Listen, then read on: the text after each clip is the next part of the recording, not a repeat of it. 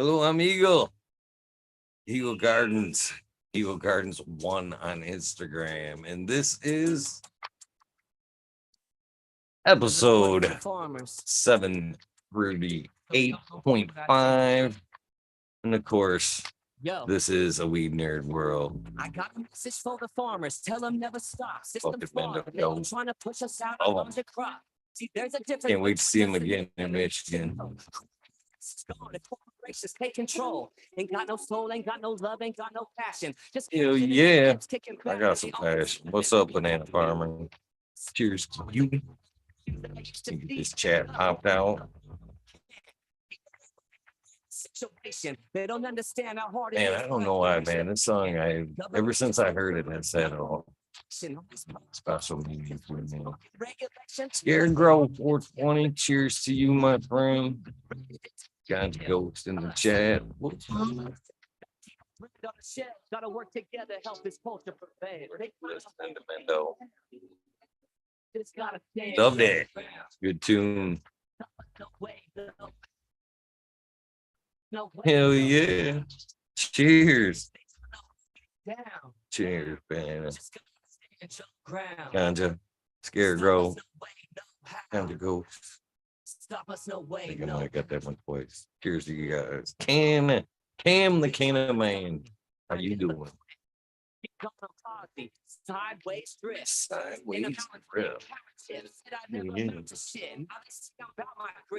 Oh man, this new lab pie from Mr. Smiley tastes pretty good.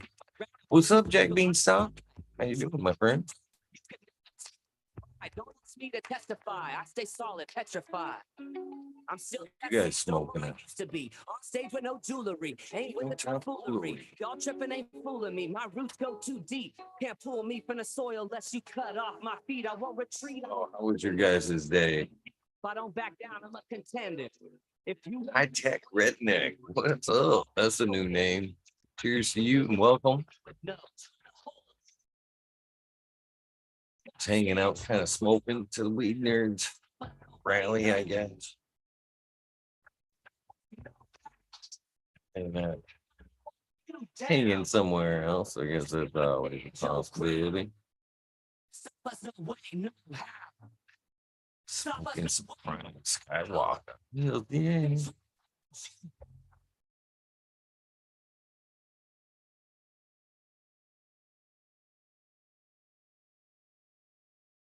Any requests, I guess, why we have our own time? What we got here? Where we at on the YouTube playlist? Oh, the Nappy Roots is good song. Welcome to Kentucky. Welcome to Kentucky. Never been to Kentucky. I don't think I've Kentucky. I love you, Kentucky. Come smoke some weed with me. Smoking some Gorilla Grow dry sip here in Iowa. Fuck yeah. Awesome.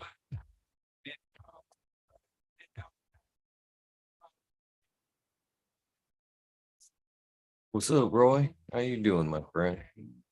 What you smoking on?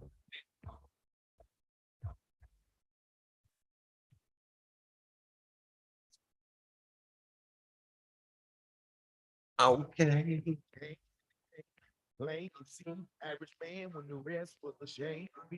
Happy head, no change.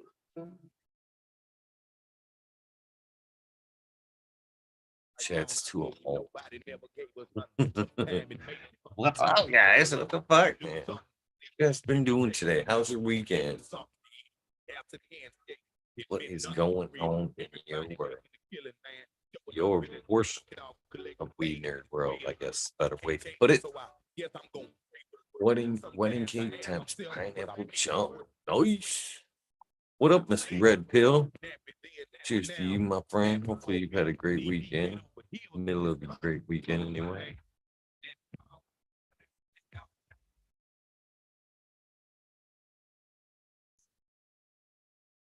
What are you smoking this evening, Red Pill? Red Live Lamp for Mr. Red Pill. What's up, cow? Cow. What's up, American Mom? Do you love Kentucky? Don't make me start playing with soundboards. I've got some new ones too. Thankful for the chance I got to Smoke say weed every day. with his race. I wish his day would never end. Smoke weed every day. Follow showed up on these presidents in hard times. They could calm songs, take a fall without the chance to make it at all. With a thought, gonna be the one that's What's up, help me out. Major General? What's up? Captain 420. Broly's garlic punch. Ooh, that's some good shit. Blueberry times cheesequake. Sounds pretty good as well. You want to miss the cows on friend. With this world, now braving the world looking for you. Gotta- Make it hope, but nothing seems to matter. gotta, like, Look over the soundboard. I've added some new shit. I want to know where it's at. I'm nappy in my ways, yo. I did get the Eagle soundbite there, huh? See. Uh.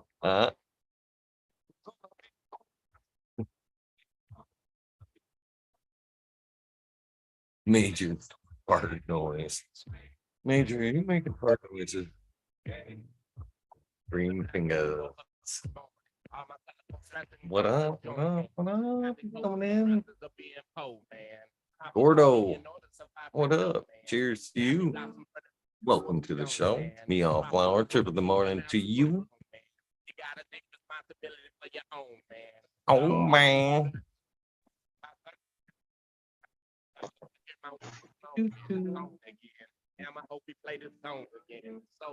What's up, green fingers? Cheers. Do you love Kentucky? What? Yeah.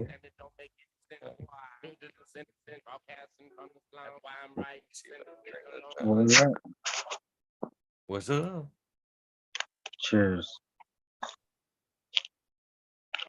Cheers.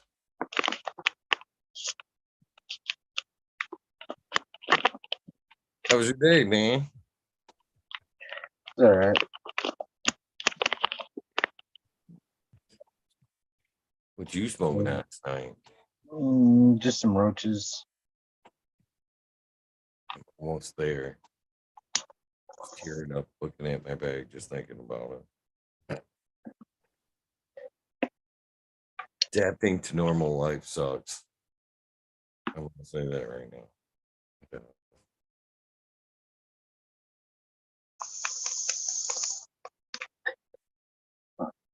It's clogged.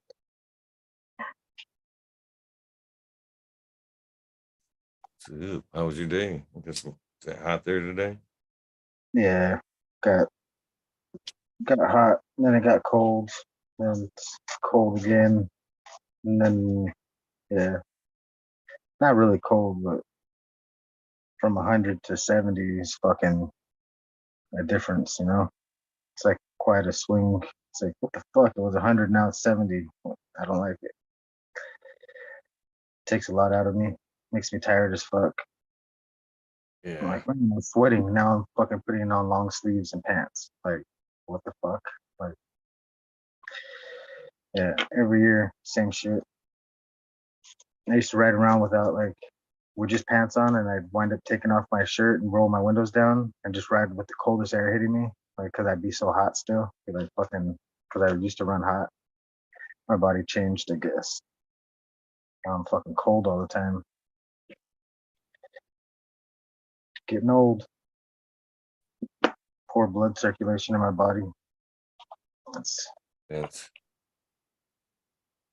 important to stretch every day.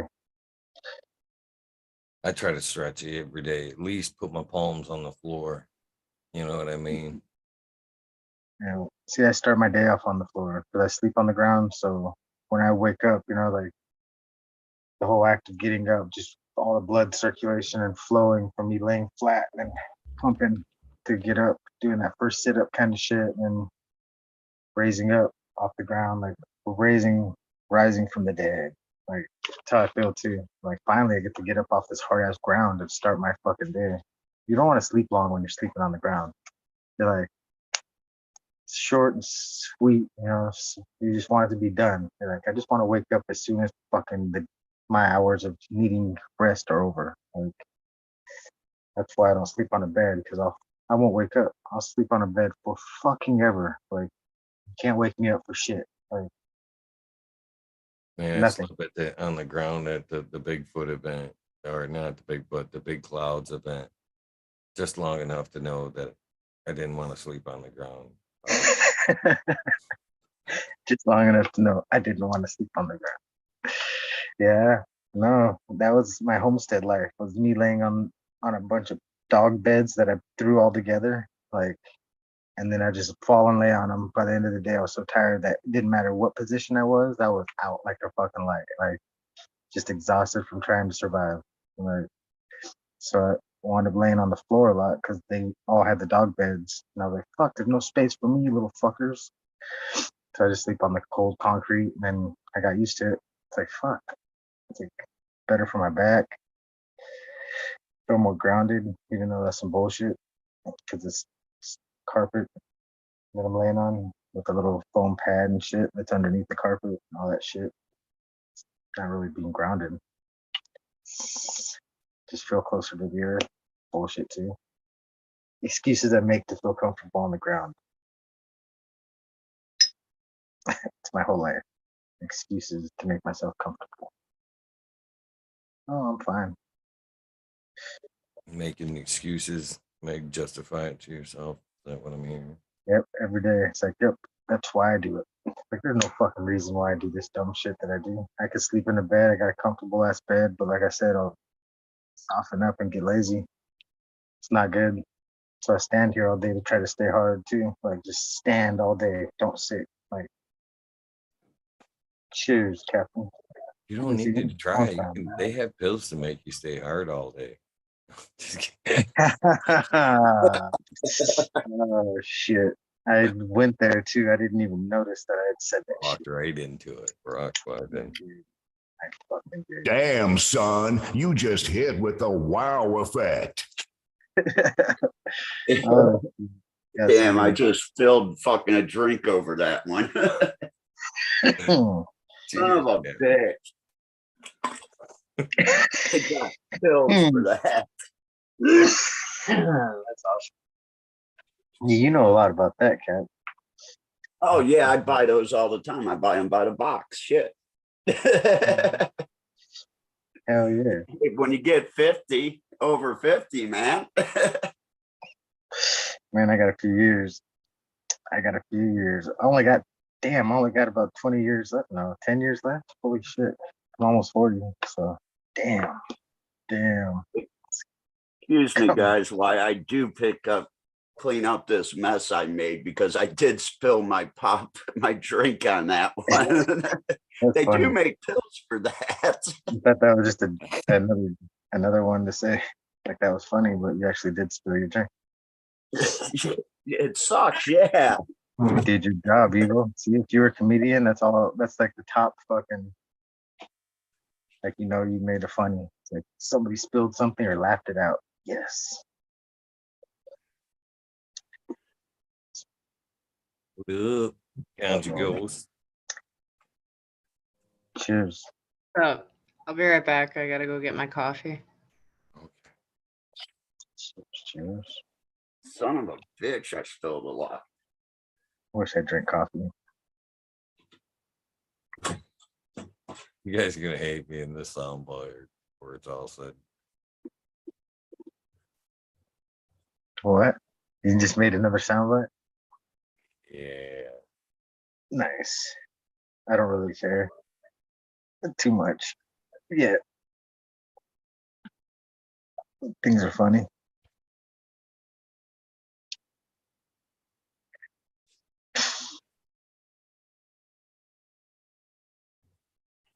Smiley's rolling in. Starting to fill up. You gotta get the mouth out. Rats. These nuts.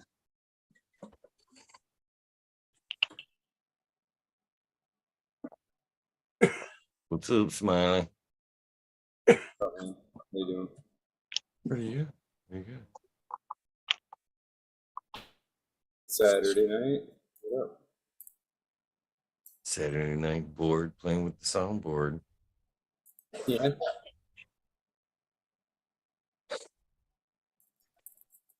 Try. I'm having fun with it. You're what? I said I'm having fun with it anyway. Sorry, I gotta turn my volume up. Bam. I should hear you.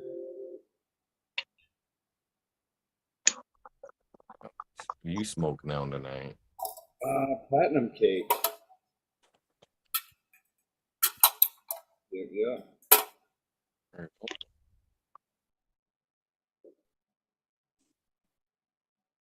It was Sunday morning already. Fuck. Yeah, I can't believe it's Sunday already. Yeah.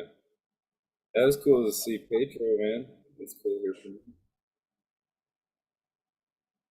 He's always up on Twitch, is that? I don't even know what the fuck that is. Like, I don't. That's obviously another platform, right? Like, you can post videos and shit. It started out as like a gaming platform, you know what I mean, to just kind of connect the gamers, something to do. Like, I think that's where the like original like game streams kind of originated from, was Twitch, you know. But I've tried it over there once or twice. It's a little bit different for me. I'm always honestly scared to like venture out on the other platforms because I'm afraid to lose what I've already built. You know what I mean?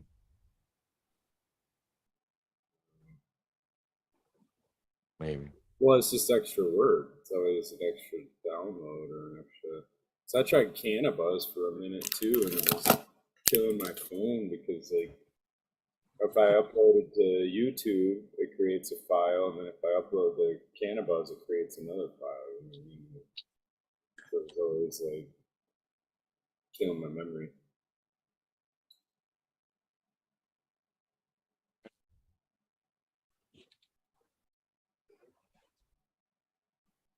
So if you're muted or your mic's unplugged or something like that. No, sorry, you're muted. Is it smile? Is it light again? Now we hear you, yeah. Right. This mic can be sensitive sometimes. The new one. Ganja Ghost holding up her chicken wing from dinner.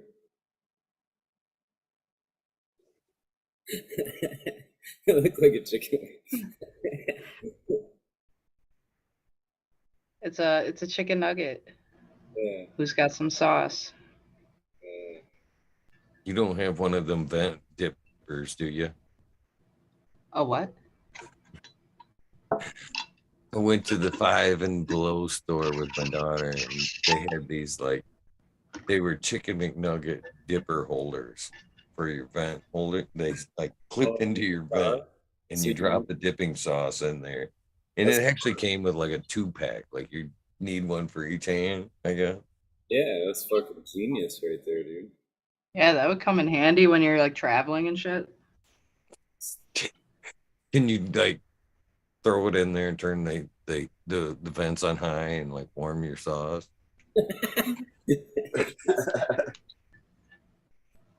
How you been, Captain? Thailand. Hey, Smiley. How's everyone doing out there? Good, dude. It's been nice as fuck. It's like 7. Yeah? Oh yeah, man. Yeah, at about 3 o'clock last night, it was 70 degrees here also.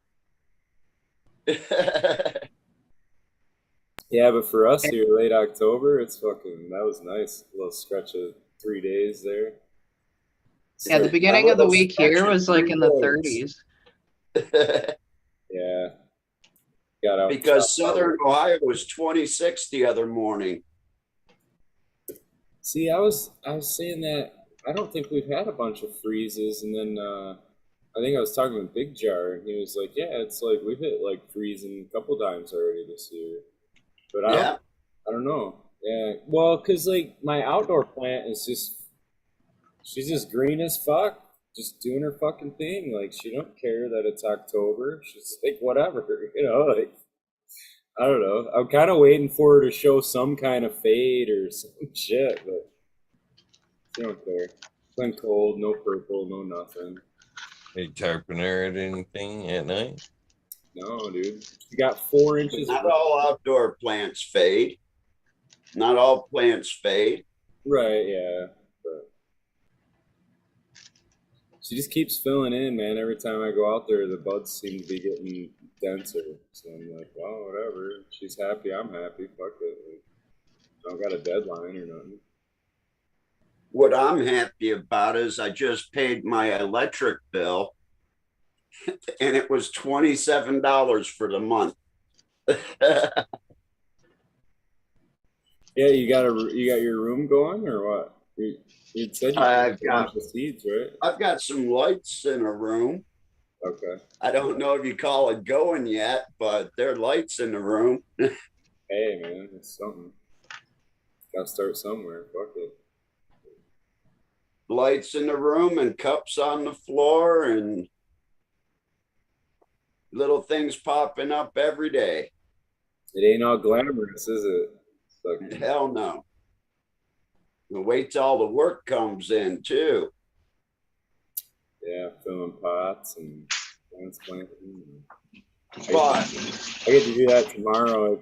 I was thinking about it. There's 16 pots to transplant, and then the bigger pots I kind of dig out that root ball and shit. But fuck, man, even if it takes me 10 minutes a pot, it's still a project, you know. and last night I met a couple people that trim for a couple of other people up here, and it's like, okay, how much up? 300 pot a day. So basically $8 a day to trim. I'll pay that. How much? $8 a day? $8 a day, buddy. 300 baht. Shit, I'm going through a war where trimmers that I used to pay 200 a day, I'm offering 150, and they're saying "fuck you" to me. So, I'll tell them to get a new job. Just to trim weed, you that's- pay that much? That's crazy. Shit, I used to trim weed for free. What do you mean just to trim weed? It's a fucking project too, man. yeah, I So expect you it's to like sit all there these for other 8 jobs, to- though, like working in a warehouse, busting your ass. They don't even pay that much. Well, they pay I'd rather 20 sit bucks around an trimming hour. weed for that. 20 bucks an hour is the deal, right? Oh yeah, that's more than most places pay. Dude, I was just looking at jobs. Is that cash too, or do you got to pay taxes? No, it's cash. Oh yeah, see, that's even better. Shit. Well, We're see, in a part of cash my business here, my sweetie. problem is these people have been paid that for 10 or 15 years. So, like, to tell them that things are rough right now and pound prices are low, so I can only afford. You're asking somebody to take a demotion in pay. Principally, that's not what people usually accept, right? And you didn't even give them a cost of living raise across 20 years. Well, I mean, hey, I would like to, but like if pounds are only like 12, 1400, it's hard to put 200 on that. You know what I mean? Oh yeah. Like that's the going rate. Hey, up north, they're trying to, what they're doing up there is $80 a pound. But what they're doing is saying just the big pieces, we're going to take the smaller pieces through the machine. So you can just do all the chunky stuff at $80 a pound. I was just thinking that because, like, yeah, you could stack a bin of like not mids, but like medium-sized buds that are leafy, and it'll take you forever to get a fucking pound trim. Where you get big chunky buds that you just snip, snip, snip, thud. You know what I mean? Then you can get a pound pretty fucking quick. You know? Yeah, and I've seen pounds that look like they're like only speed trimming them. They're leaving like crow's feet on them and shit, but then maybe you can talk them down 100 on the pound because of that. But some of that, and my other friend just uses these bags and dries it pretty far and then uses these bags and shakes it and pretty much hand trims them that way. Like, yeah, if the price and the machine that everyone's trying to lease or purchase is from that Beard Brothers. Like that seems to be, yeah, there's a few companies that make trimmers, but from what I can tell, the people that are really forking out 150 grand and shit for an industrial trimmer, they're all trying to get the same thing, the Beard Brothers.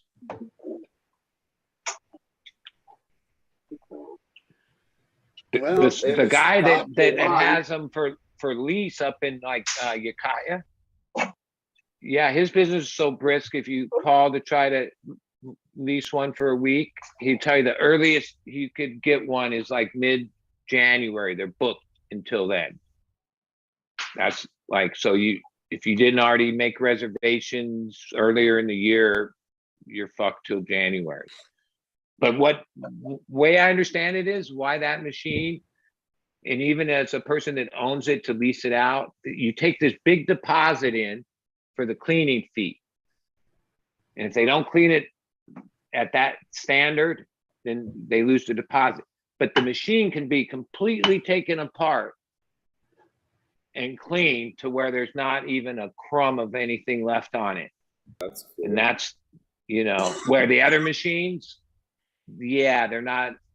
And that's the problem. Those things really do work good when they're new.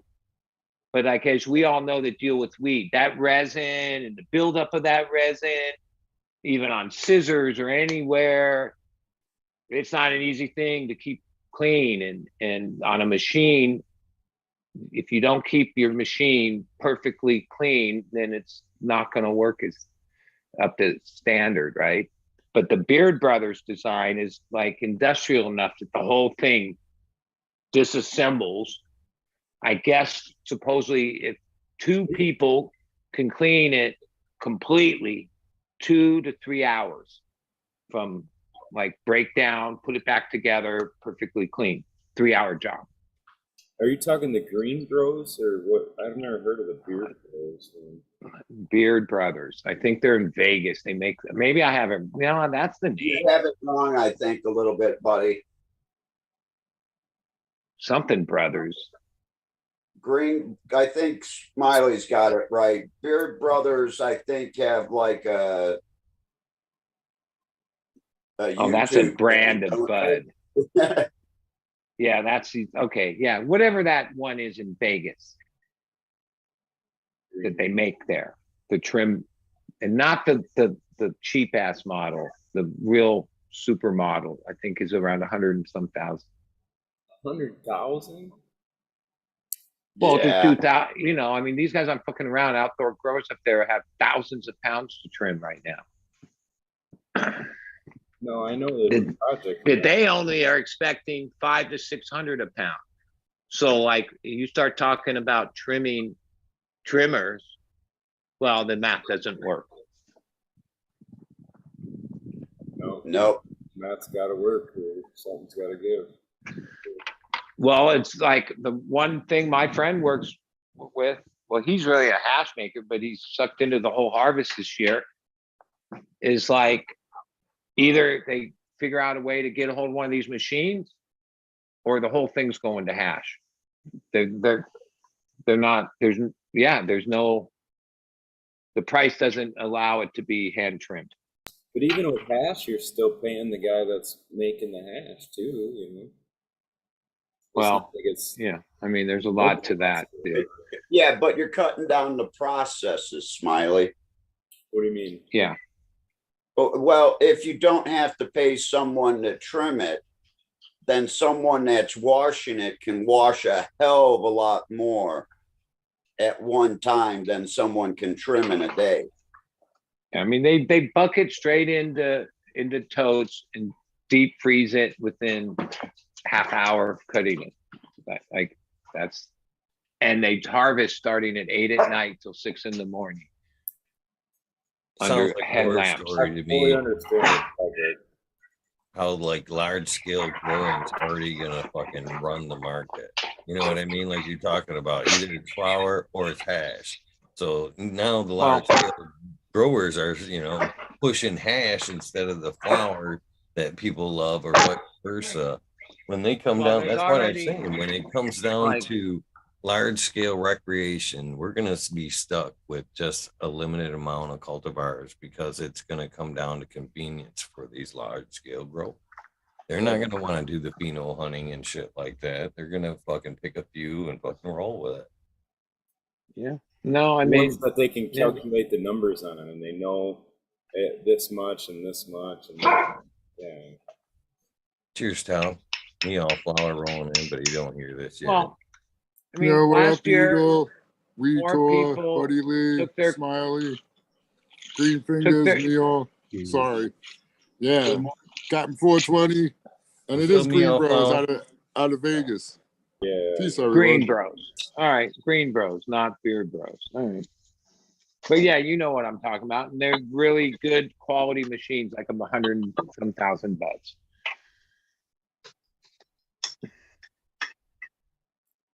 Yeah, so people always say I want craft cannabis, and I'm not trying to pick on chat their school of crop, but how do you define craft cannabis?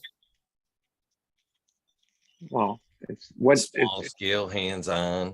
Scale. Yeah. well, you'd have So to if I probably produce look at more the than same 10 way as pounds like how do you Craft describe cannabis. Brewery. Craft cannabis, in my opinion, is something different than anything you'll find in the market. You know what I mean? So you're talking more like a farm to table kind of a concept. You're getting the guy that grew it. Is that what you're considering a craft? Or, I'm just wondering because if you base it on weight, then what if I yielded more than if I harvested more than 12 pounds? Now I'm not a fucking craft or something. I don't know. No, craft cannabis are the people that are going to take 65, 70, 80, 100 days to finish a plant. Where I'm meeting people that are coming into Thailand, I'm talking to them and they're like, you have any 8-week strains?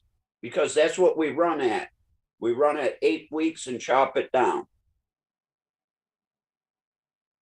Well, yeah, I mean, so what? I gotta take a long harvest to be considered craft? I don't know. I still No, see you my have to guns and do saying it's outside something, the norm. yeah, outside the norm. You can take somebody and go, come here, let me show you this. That's craft, I think, in my opinion. And what usually happens is they smoke it and go, holy shit, I've never smoked anything like that before. Yeah, I'm just thinking like other industries, like craft. If you think of like craftsmanship, say in like Eagle, like making furniture, right?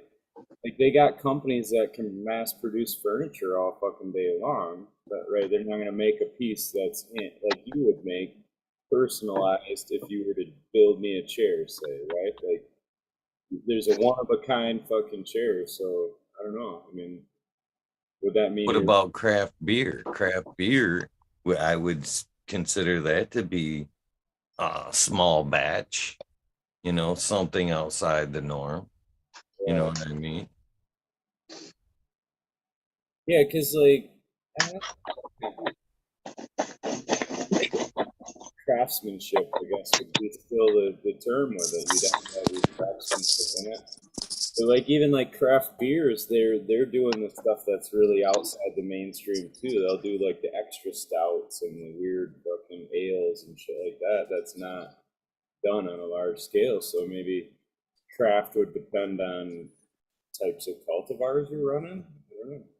Yeah, because just like what was said, they're going to run cultivars that are like really easy to trim because no one wants to pay the trimmers or anyone to do the trimming. So yeah, that's what it's going to come down to is, commercial scale is going to take the easy to trim buds and we're going to be left with all those leafy motherfuckers that I Again, like. this is what we're going to base our medicine. You know what I mean? The path of our medicine is going to be fucking sheer convenience. Yeah, what's the easiest to trim? I don't know. Because then, but is that medicine? Profile be damned, right? Then just fucking, if it's only got a few leaves on the bud, we're good. It automatically loses its status of medicine when it's commercially produced like that. At large scale, do you think they'll be grinding it up like we seen in that video and spraying it with terps, and then you'll be smoking that shit? Yep, absolutely. In cigarette packs. On Blended the mix. Soon. Yeah.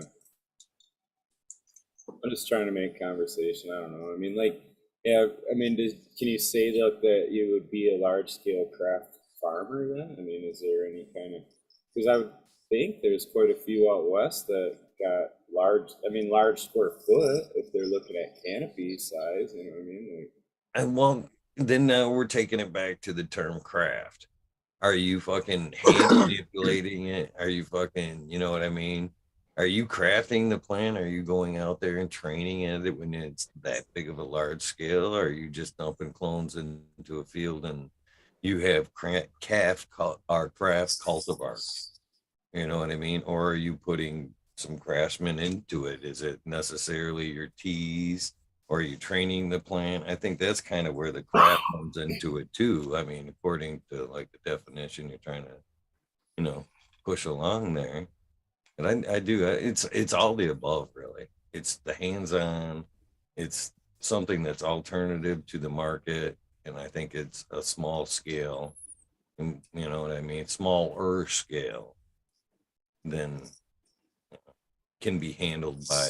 And seeing what's going on with this trimming and the cost of trimming and all, I think in going forward, we're going to see that first off, there's going to be, I already see it from the quantities. It's all machine trim. You can look at it as machine trim. Well, anything machine trim wouldn't be considered craft, right?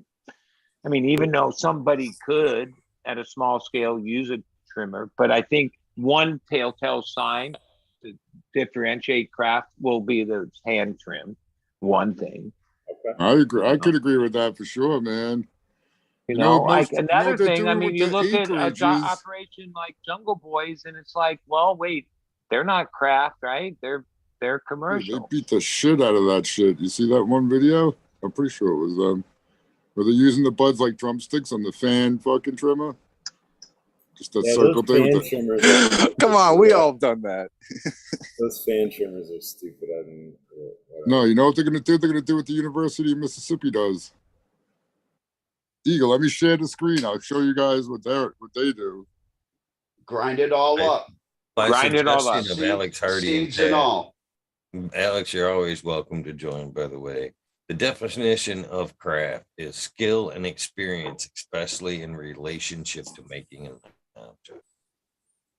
Like artisan. So like when you brought up woodworking, those people that do the custom woodworking are called artisans, right?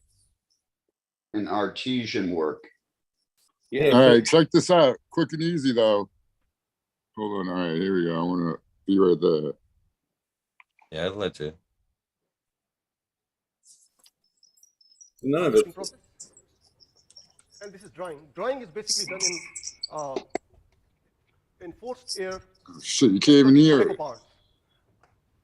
I can hear it. A propane air, hot air, pushing around 120, 130 degree Fahrenheit, and plants are dried and ready overnight if it is not wet.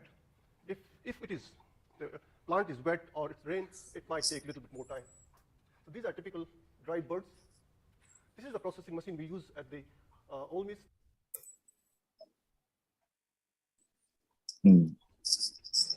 What are we looking at?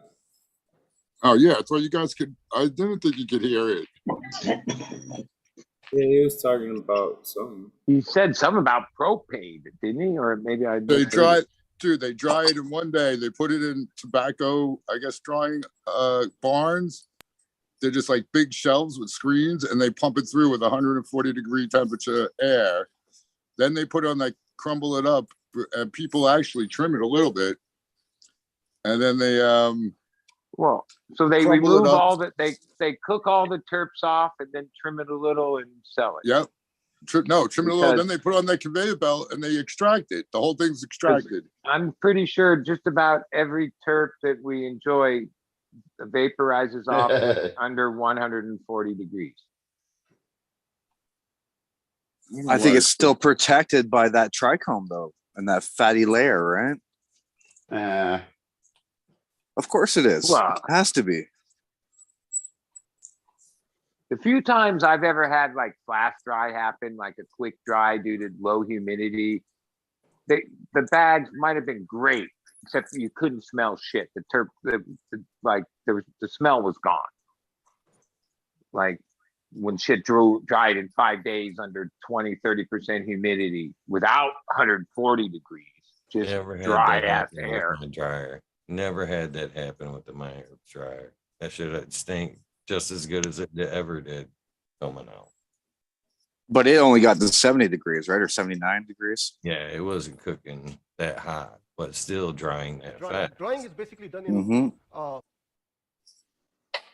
harvesting process. Yeah. And this is drying. You see Drying is that basically done little barn thing there with the big tray?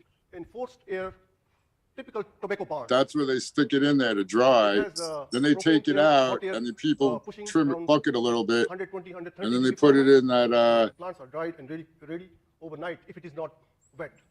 If Put it. That's what the dry part. And it dries in one day. It's done in one day, and then they bucket and put it in there. Then they extract it, and then they take the extraction for the joints. They take the material that they had left over from the extraction and somehow reconstitute it with the extract that they make for the joints that they give to the patients from the University of Mississippi. Well, that's not craft. God, that's all I gotta say. Is the that's like That's a bunch of computer geeks growing weed, man. See, that's the problem with all these new operations I've looked into too. this thing that Trichrome whatever's come out with called the Velos, and it's called like a coal. Like he's capturing the terps that during the drying process, and you're able to retrieve them. So like his unit that is very expensive and only really set up for commercial clients to afford, from what I understand, is like this sort of, I'm not even sure because they're really tight with the information because it's proprietary, but somehow it's a dry, cure, and capture the terpenes from that process, right? So like whatever chamber that it goes into and has whatever capabilities is sealed. So whatever smell is being off gas during that process is captured and quantified. And to see like large scale barrel curing someday. Well, I mean, look at the things that alcohol does for like, you know, like they produce shit and then keep it in a barrel for 12 years or more and deal with moving the barrel and checking the barrel and all the things that have to happen to that barrel for it to come out to be the best shit, right? But there's like there's such an art to that though. Like the long cures are such an art. And I know there's old heads out there to this day that'll fucking keep shit a year before they even smoke it, you know, like that always amazed me because it seems I don't know that art because I can't, it seems if I get it about a year deep, it's not as good as it was, you know what I mean?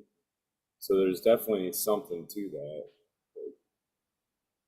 Oh, I think you take some of that like reverse technology. I think like an alcohol they keep they stack it in a long building above ground. I think you could barrel it like fucking wine or something in like a cellar and keep it for a long. Like we may even find like some of the woods that we use for like humidors now might be the perfect for long term. You know, keeping it at perfect. You know. Well, right. If you actually built a room and used wood paneling, floor, ceiling, wall of a quality wood that, you know, was like what you're talking about, Eagle, and had it controlled, yeah, that would probably be the ultimate, better than like whatever. A lot of these commercial grows, they're not even walls. They're these walls that you can just put up. They're metal or whatever, but yeah, imagine like a wood. I mean, I don't know. There's a lot of different kinds of woods that have different properties, but yeah, like they set up big warehouses to age meat. I seen a thing on whatever, a documentary, but yeah, it was like a big fucking warehouse freezer.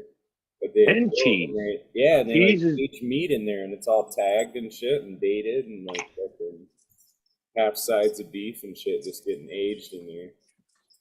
But see, this is like, and I'm sure there's a lot of people know that this is whoever can come up with this technology would have a winning hand. Is like all these other things don't. Cannabis has, it's like milk. It has an expiration date. It oxidizes. It like there is, it ages if you do it right, but also, yeah, there's oxidation if you do it wrong. And the next thing you know, it's a few months later, it's not as good. See, and that's one thing I do think that'll happen on the consumer end is a lot. I think there'll be a shift to where like in cigars, if you look at the cigar industry, there's big walk-in humidors and shit in these stores. Cigars aren't cheap, you know, a nice cigar isn't cheap. Like, and they have to keep that in a certain humidity to keep it that fine quality. And I think you'll see that in dispensaries where they'll start fucking having like you know what I mean, the environment controlled in the dispensary itself just to keep the product in a better shape. You know? I'm sure that's going to be the next evolution. They have to have some kind of gimmick to bring people in.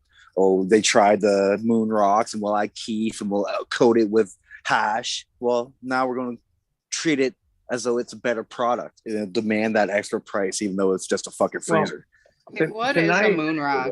I've never seen that before, except like I've heard about it. I don't know. Sorry. It's a bud, usually rolled in keef, and sometimes they put even other hash or BHO or rosin. A lot of the moon rocks that are in the stores aren't with all that top shit, but it is at least a bud that's got like hash of some form, keef or otherwise on top of it, or rolled in it. Yeah, I thought you take the bud, you dip it in your hash oil, and then you dip it in the keef, and then you something wrap like it with that. Whatever. Yeah. And when I first saw them like 10 years ago, it was usually inferior shit. Tried to make it sellable would be that. Like the bud wasn't that good on its own. Well, let's roll it up like and put some of this it on would be a big bud. It'd be like a big bud cross. You know, just didn't have the potency, so I had to add the keef and boost it up, right? You know, make it a sellable product. So it's basically like what I me like and a lot of other fortified people wine. used to do with shitty weed in a bowl. We would top off the bowl with keef to like make it better. But you're basically just doing that ahead of time, I guess. Exactly. Yeah, I never understood that. I've never bought one or even smoked one. I've seen people break them up, and they're like, "Yeah, it's weird. They crunch and like it's." A fucking abomination. Well, yeah, like I don't know, like at a certain point, it's like those joints too. We've talked about before, where they drizzle shit on the outside and they fucking dip them in oil and roll them in the oil and dip them in keef and shit like that. And well, it's really popular, like at least in LA, is what they call donuts, which are like you can buy them. They cost a lot if you buy them at rec stores, but it's good weed. It's a proper size joint. You can't do this in a little joint, but they put like in the center of it, fill the donut hole. I don't know why they call it a donut, but they put rosin, really good rosin, in the middle of it. And when people on Instagram show you smoking it, when they show you the end of it, the way the ash burns is really weird because there's like a piece of rosin in the middle of it.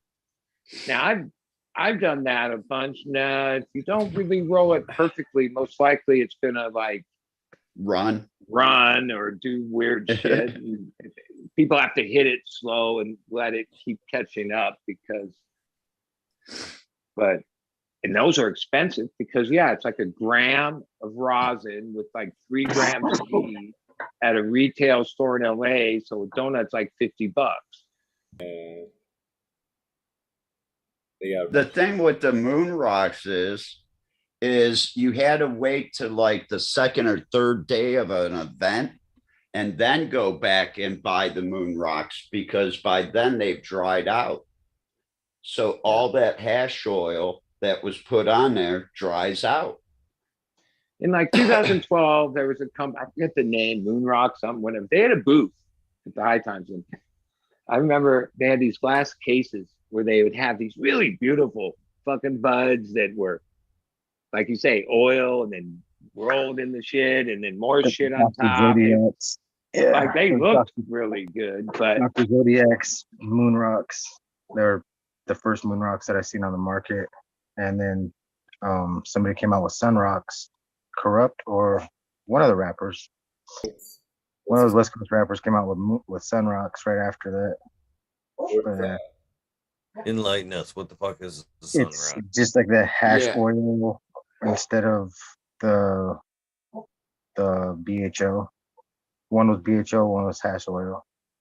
So well, the few examples of those I've had and actually smoked were, it was like, well, yeah, I guess the shit was so shitty that this is the best you could do with it type shit. The rosin or the hash oil or the bud, it wasn't like none of them stood on their own. Now they add terps to them, so you'll get like fucking flavored. Yeah. pale ass trim pre-rolls. Well, like what we were just showing, what American One was showing and all that.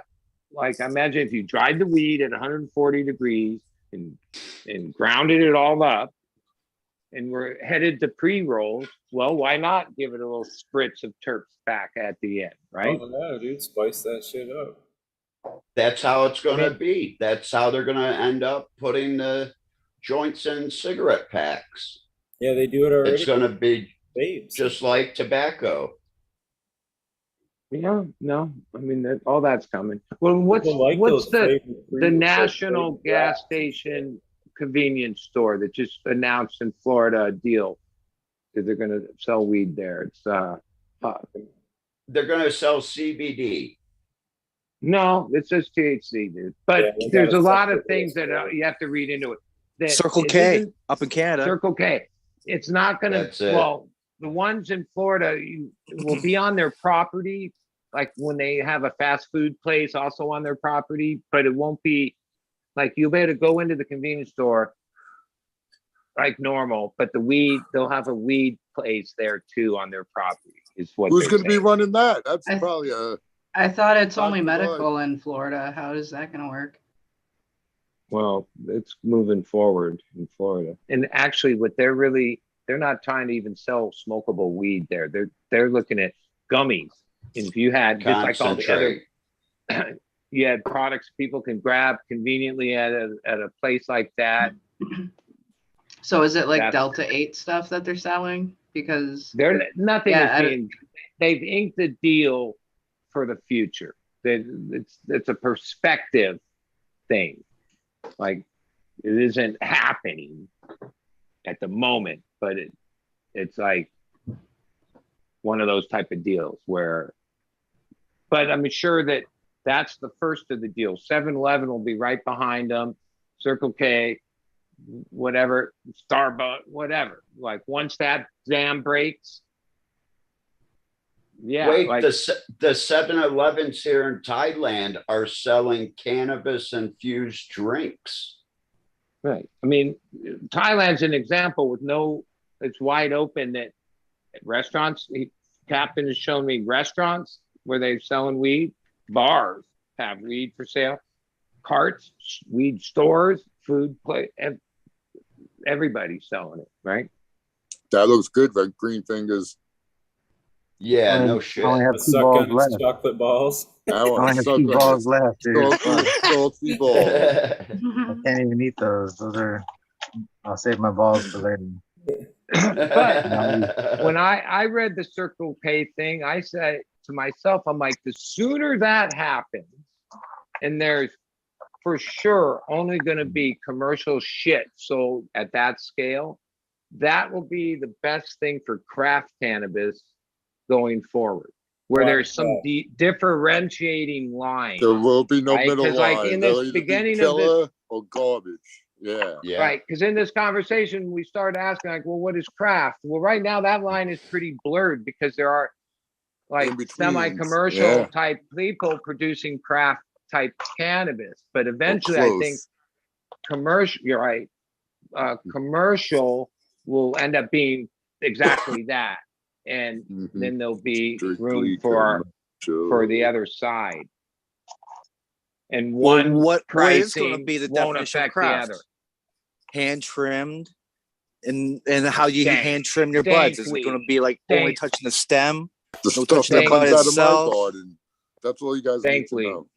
Are we gonna have like a Thankfully. USDA choice fucking? No, Look at that. no. I mean, to me, first off, if it's commercial, it ain't craft. I So think if you can buy it in a store, it ain't craft.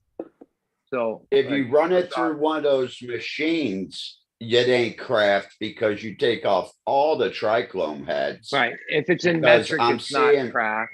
And major,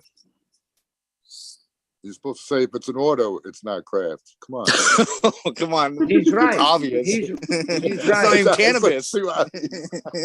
Like autos is what that other. That's what they're gonna use to have it Circle K. Yep. What about? I think if you can say Damn, son, where'd you find this? it's craft. Exactly. When a group of people all the way across the parking lot's like, damn, man, who is that? Who's got that day? Right? That's what Mhm. it's about. Where even like, yeah, I get LA legal weed sometimes. I don't buy it, but I see it. Jungle Boys especially.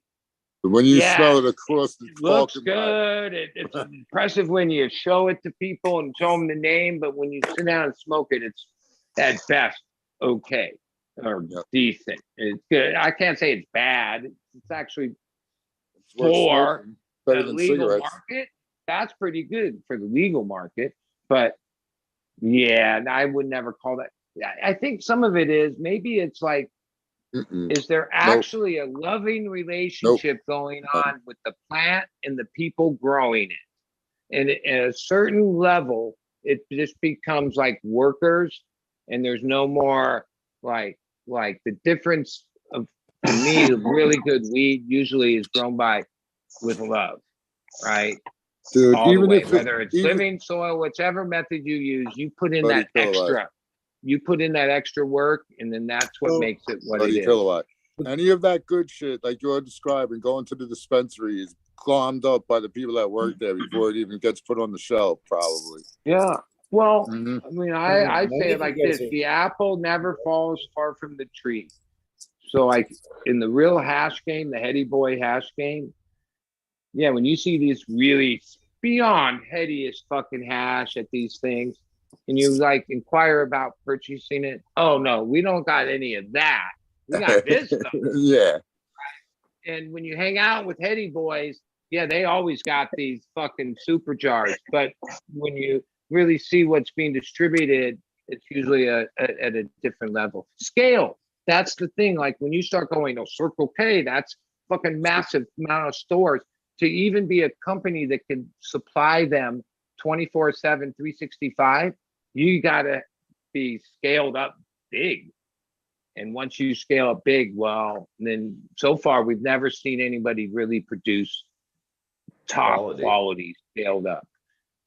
So far. So craft has a plant count then. We're gonna what's the plant count on this craft cannabis? It's like students per teacher. Yeah, hell yeah. There should be Go back to Canada. students per teacher. If you got 2 students per teacher, your students are gonna make out way better than 2,500 students per teacher. Right. It's, I don't know. At what scale is it? Miley's like, I could grow tons of quality craft cannabis on acreages. I'm So just fuck thinking you of guys. I'm thinking of people like Steve Cantwell from Green Light Productions. Like everybody probably knows him. I mean, they put a lot of love and effort into every fucking thing they do around there. Their plants show it. They're absolutely beautiful. I haven't tried his flower, but I can only imagine. You know what I'm saying? Okay. But what is that?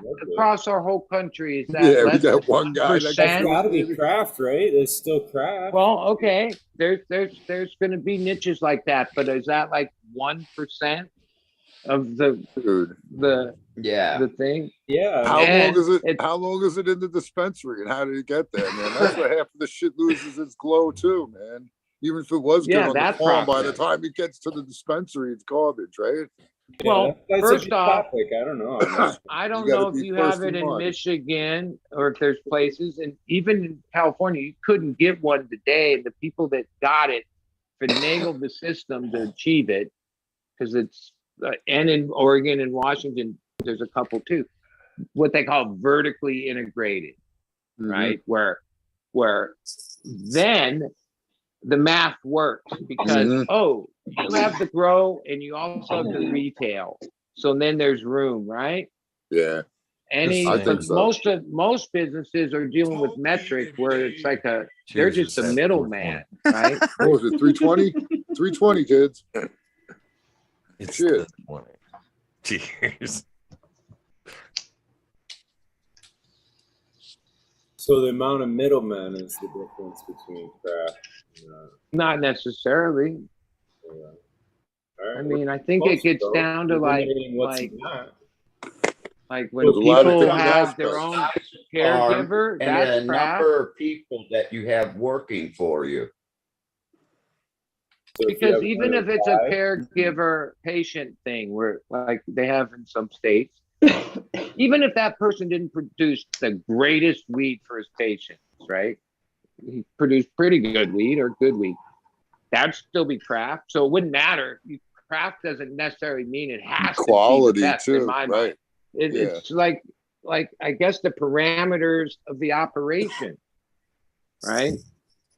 Size of it, the amount of people, the methods, the care gone into it, and the purpose. Like I have a friend. He's one of my oldest friends. He's grown almost 20 years. He used to work for me for a long time before that. From the beginning, this dude ain't in it because he loves weed or anything. He's fucking about money. And man, he grows some pretty good weed, but only so good because I found in times with any person that gets into it just for fucking money, the weed's only so good. Yeah. No, I disagree, man. I think at a certain level, everybody gets in it for money. So. No. Well, I it's definitely like did at not what get in level? it for money, but now it no, doesn't everybody stop. gets So in for the money. I don't not take money for it though at times, I'll tell you that, but I do not do it for the money. You know the Definitely difference. Like I 100% call right. it At money first, grubbers. In my vocabulary, certain people are money grubbers. And like, If yeah. that's It the costs number money to one produce. reason. How can it not be something? If that's the number one reason why you did it, that's an issue, I think. I used to kiss every plant goodnight. I can't do that anymore. Well, money has to be a factor, no matter at what scale. You have to. There's inputs, there's lights, there's da da da da. Once you're independently wealthy, it's a reality. One of the reasons I started to grow weed is because I could my budget was crazy. It was fucking $800 a month back then. Back then, long time ago, long time ago. And I figured, it can't cost me this much in lights and fucking whatever. I've got to be able to do it cheaper than this and be able to supply myself. Even today, I think I can still stay under that number per month and supply myself in patience. You know what I mean? But that was to save money, it's not still make a money. factor. That money It's has a always factor, been a yeah. factor, and it will always You're right. be a factor. It's a You have something to has raise to be the attended cost to. You before got to it's- pay the electric bill. You gotta. Yeah. So, It was a yeah. big factor back in the early days, especially when you go into a grocery store and you drop 4, 5, 6 grand at a time. If I knew what I knew today. If money weren't a factor at some point, you would just fucking buy it. Okay. But okay, a money grubber oration is going to look at it and go, we're only going to 58 run days, done. 56 day strains. We're only going to do this. We're going to, Run things these have to Miracle yield Grow. X amount per square foot or they're not run. There's these, okay, like even my friend runs a bigger thing. They always choose genetics off a yield, period. Okay. Oh man, they hit some crazy fucking numbers. But a lot of times that's not like now that the game has changed and they're asking me what the fuck, I'm like, yeah, quit growing all those fucking yielders and get back to taking less yield and grow really dank shit, because that's the only thing that there's a market for at the moment. Find something that could do both. There Well, you that's go. that's what everyone always searches for. But Yeah. like ultimately, there's some genetics that, like apple Just don't- fritter, and I can name They're a in few. That, Ohio. holy shit, these fuckers are getting 3-4 pounds of light instead of 2, you know, and or even bigger numbers. Well, some of those strains aren't like the best strain. Like that doesn't have the best high, doesn't have the best of what everything, you know. But I get the decision. So many years ago in our area, that was a smart decision. That made you a lot of money. That was perfect. Took a little less per pound, but like they sold. Today, nah, nope. The only thing that has any demand, it has to be like A or up. There's no demand for anything less. None. But then we can get into say, okay, what is a quality? We all know what it is. It's only the fight like that right now because there's so many still individual growers. There's still companies out there. Once with that, we go large scale recreation, border to border, it's gonna be fucking the top 3 just like it is now. And if you don't start growing your own, you're all gonna be smoking Marlboro weed. Yeah. They'll you know, as much as the system is a mess now, they could change a couple laws to it and tweak it so differently. The federal government could decide that, oh, only legal companies can only grow these registered plants, right? The tobacco is a registered plant, and pretty much all the tobacco farmers grow the same tobacco, regardless of what brand it ends up in. That's now it's not like buddy, that's happening here in Thailand right now. And that's why I've been asking people that I know that have been working with Thai strains for a long time. If you have something that's like 60% Thai or more, send it to me and let me grow it here in Thailand and register it with the Royal Thai government. Well, because I can see that happening here in Thailand, where the only cannabis grown outside is Thai cannabis. If you want to grow Western strains, you have to grow it indoor. That I listened to on this YouTube and all these platforms over the last 3 years, the one guy that's always makes me realize, wow, this guy's really thinking outside the box and ahead of where we are, is Breeder Steve. Like every time I listened to even your interview last week was like the same thing, where he like opens my mind to like when the part that I just remember was when he was talking about registering the plants in that process with Colombia government, and how he had to grow so many of them in so many different places and then destroy them and all that to like have them prove the provenance or whatever of the variety before it can be registered. And I thought, yeah, well, here we are, the United States, where we're really the first to start having medical cannabis and all this cannabis culture and all this. We don't have any such system in anywhere I can see. It's all right. I guess there's the copyrights and there's certain people trying to patent strains and this and that, but like, I don't think they have to go through all the things that Colombia and what Steve was explaining. I was like, that was eye-opening to me that, you know, like that sounds like a system that would, the minimum need to be done to be able to present something as a registered variety, right?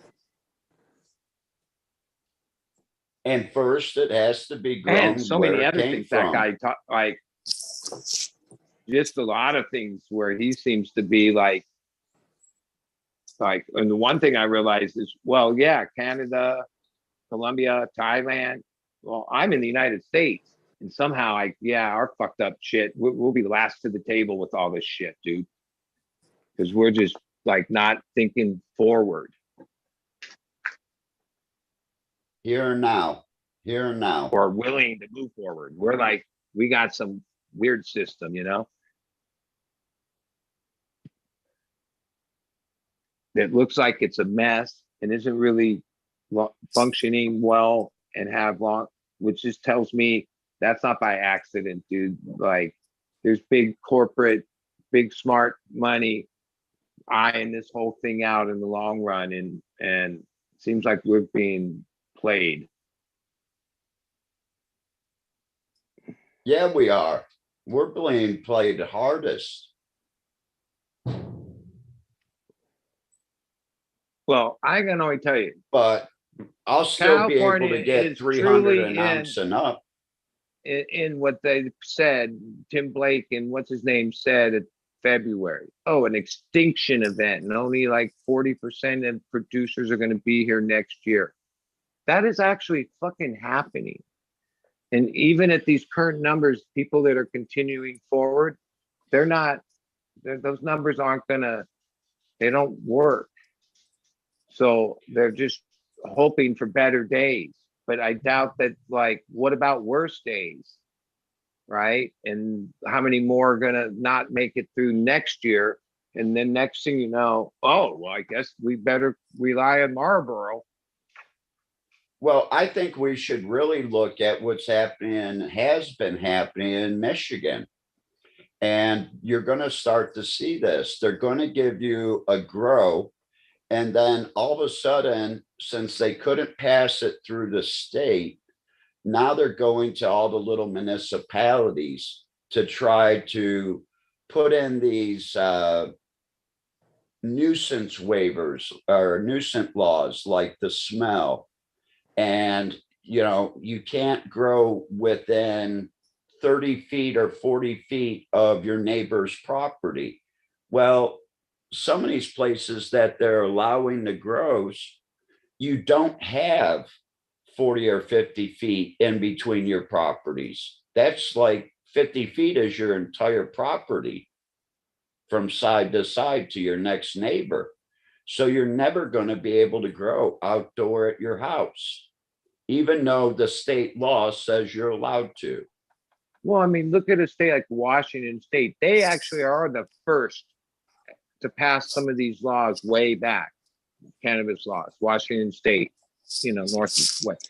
They have zero. No one can grow a plant at home, right? And they were one of the states that used to have, what do you call it, state liquor stores, that the voters, when they voted in cannabis, they voted out the state liquor stores.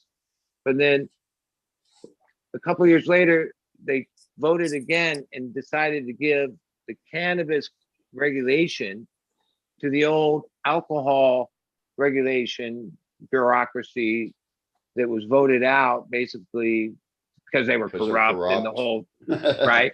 And now they run the cannabis thing, and they have so many weird laws. Like, if you're a brand, you can't make a sticker or a t-shirt or any logo you can't have that if you're like a legal brand there. Like, they have some really crazy laws, even though they're like fully liberal voting place and we're the first to, but somehow they got the cockamamia system in the state.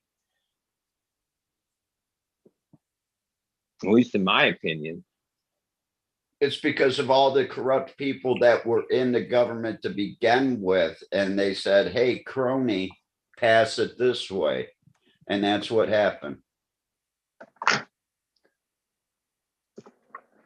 It's, oh, you want that country club membership again this year? Sure. Vote this way.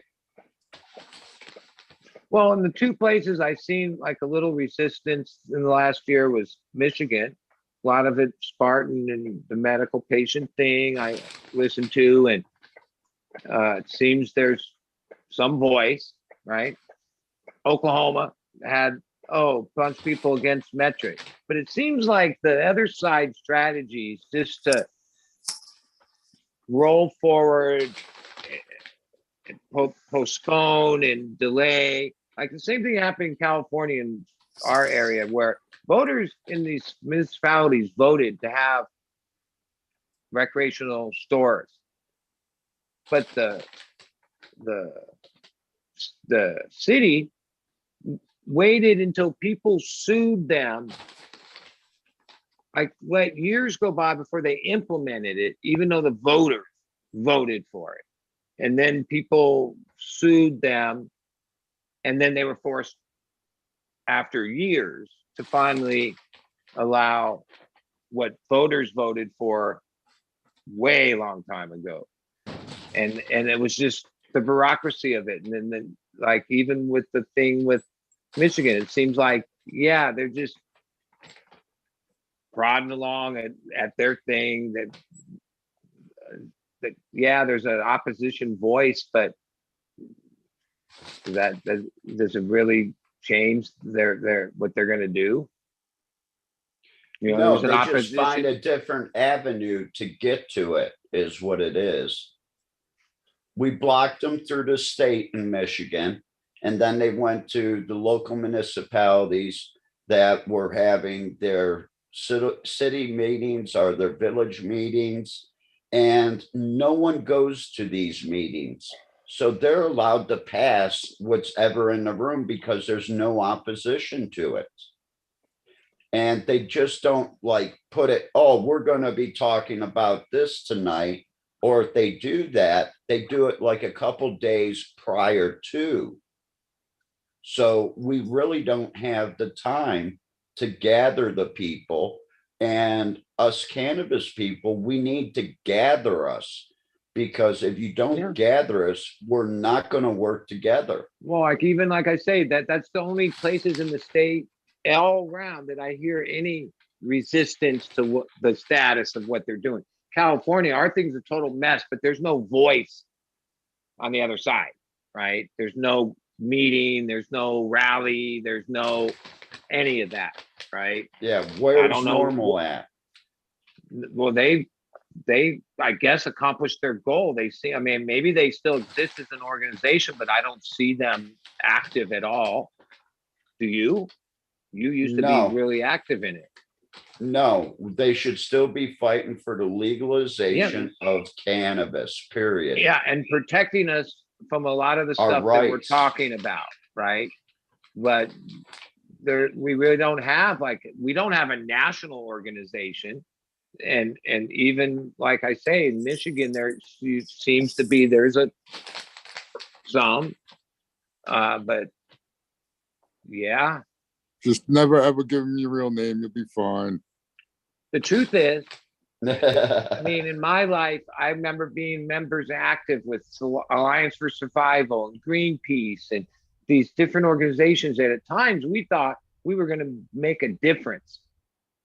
And over the years, Greenpeace basically got sued by our own government that bankrupted them. And like a lot of that stuff just never, they just, the big machine just uses time and just rolled over it slowly. Well, I think that's the other side of this too, is like cannabis is it can be used for so many different things. So it's really disruptive, not just to a single market, it's disruptive to a lot of existing markets. So like there's a lot of interests at play, you know what I'm saying? Like also They got to give them time to build up so they can step right in. Well, I mean, even in the fact of like you start looking at fiber production or grain production, you know, like we start feeding livestock this, we start replacing corn production with hemp production in that aspect. You know, there's only so many acres in production of a farmland in the U.S. So now Monsanto's going to get throwing pissed. that into the mix. Yeah, and that's what, like in chat, I was kind of talking with like Alex and back and forth, but like they do issue certain, like to my understanding, there's local type regulation that says, hey, you know, your farmland grows this year, or what you got in rotation is kind of predicted or kind of told to you. You know what I'm saying? It's not like they can just go, hey, I want to grow one of the things that this year or whatever that Farm Aid warned against and we fought against that has come to be true. That's 100%. Farmers work on an annual loan. And when they get that loan comes with the seeds that they grow, right? That's how they control insurance policy. And everything. But that's even like where years ago, farmers, small farmers, would grow 90% of their land, the sellable crop, but 10% they use to produce the seed for the next year's crop. Well, when you make these deals with the bank on land to grow, the first thing is 100% of your land is going to be used for production. Oh, how am I going to get seeds? Don't worry. Next year, when you sign next year's loan, we got you, and this is what you're going to be growing, and this is how it's going to work. And yeah, that was like in '85. That's what the thing they were yelling. Oh, this is what's going to happen. This is what's happening. Now that is what it is. Like that. That's another thing. They just rolled slowly right Cheers, over. Ryan. Well, Cheers. And none of the things that all this opposition, which was a lot of money, though, that like Farm Aid wasn't small, but ultimately they lost. Like they still have it, and they still try to educate and try to it's gone. They look at production, right? And then they like a lot of that seed is like super producing, so it's pretty hard. All that. And that's all part of the Monsanto thing and all part of the whole corporate farming thing, even if you're only what would be considered a small player, an individual. Yeah, because they base markets on trying to predict when they do planting in the spring and based on emergence, they'll and I don't know for sure. I just my understanding. Well, one of the main know how much that corn's gonna fucking produce though, based on how the percentage. Because one of the main things that they're really how even they are when they come across the field. All those rates, they know they can predict what that acreage is gonna fucking yield, and it's amazing. Yeah, that's fucking crazy. Yeah, and all that they also are very cognizant of supply and demand, and knowing that any of these crops, if you produce too much of it, it crashes the price. If you produce too little, it creates, and so they try best they can. Cannabis has nobody trying to make that like part of the industry, even though that is how do you get to that hard without regulation? You'd have to have. Well, a lot of that starts in the commodities market with futures and investments and all this shit that we really don't want to see happen. That's how, interstate commerce and different shit, banks getting involved and money, all that. That's how they do it in other, and they have like growers associations that everybody's a part of, avocados growers and wheat growers, and they understand this. Because if you grow too much shit, then everyone shits. There's people at the commodities market betting long and short on every part of this, right? So you come up short, they're getting paid. You come up long, they're getting paid. Yeah, but I don't know.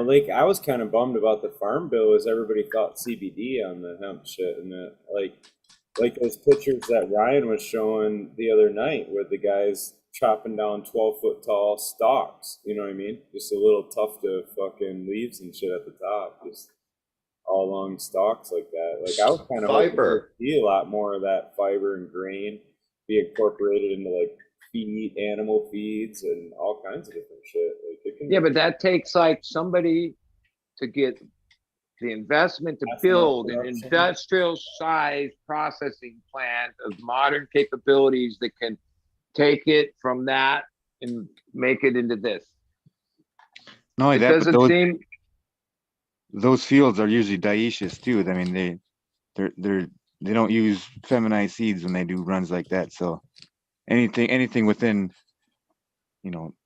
miles and miles and miles is. Well, considering that like we use wood pulp basically for toilet paper, paper towels, paper, all this stuff, right?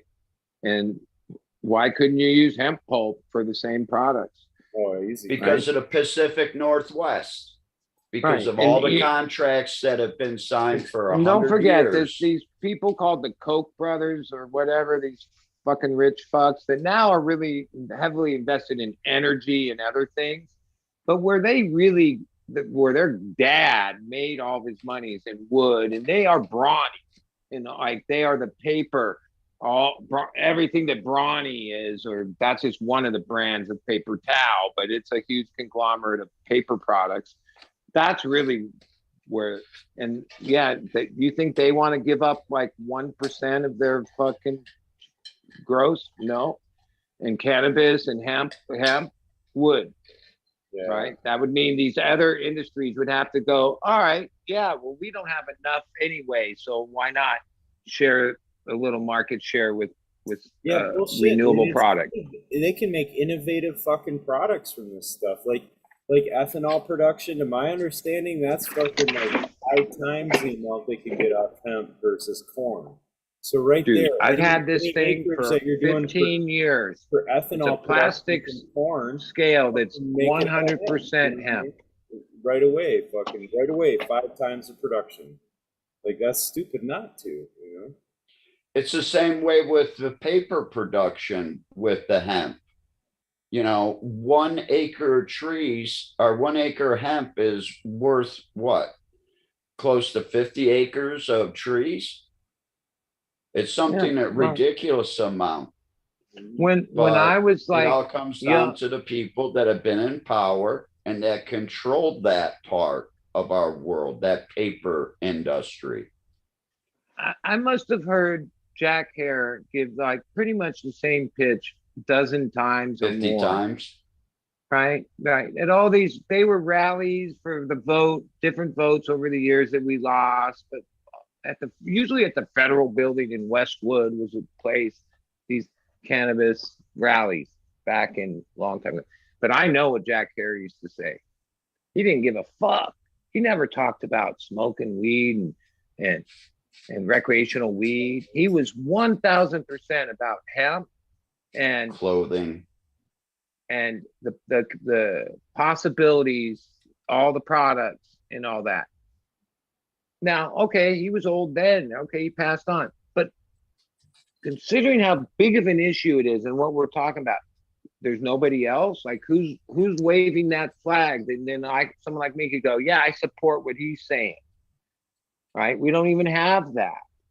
There's a lot of people doing that, actually. Jack died and it died. Because like weed has changed so much in 10 years, but that we don't have any more capability to process hemp in our country than we've ever had, right? I don't think they've expanded or anyone's built any place to There is one, I believe, that's going up in Minnesota on an Indian reservation. There's a lady named Winona LaDuke, and I forget what tribe she's with, but it's called, if you look up Winona Hemp Farms, I want to say that they're maybe trying to get that processing plant going.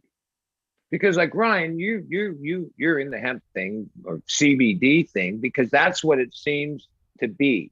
It was like the hemp fields at this point is just a way to produce CBD at this point, right? Or smokable. It's not like there's nothing to do with the stocks or the biomass in any industrial way other than the way that we harvested it. I mean, they just take the whole plant, but no, otherwise before that, yeah, no, it's a lot of people don't have any. I mean, the first guy I worked for, he burned his. Right, I saved a whole pile of them from his campfire. Wasn't it Steve that said at one point he was low on supply, or he just wanted to prove to himself, and he took cannabis stalks and chipped them, and then mixed it with kitchen compost, and things grew fine or excellent. So like, even we have all these soil companies. Yeah, you'd think somebody would say, yeah, fuck, our soil actually has chopped up fucking hemp fiber. I actually believe Brandon Russ trying to do something with that. Yeah. Seems like yeah. No. Craft cannabis. Now I get why you'd burn them all up in Prohibition era, but at this point, all those stems, I burn them up to this day just because what the fuck, that's what I've always done. But I imagine over time, man, massive amount of that stems and could be used for something, I'm sure. What's God that? damn it. Where's your compost pile, bud? Yeah, really, bud. That's what you do with them Oh, stems. I have one down below. I have a huge one. It's like 10 acres long. Everything from the property, when we gather it up, we pile up there. It doesn't rain enough. I don't want to add, I don't know. No, I don't. Maybe there's things there I could dig out the bottom and there's some good stuff now, but nah. Hey Ryan, what's that thing you're painting? Are those bloody knives?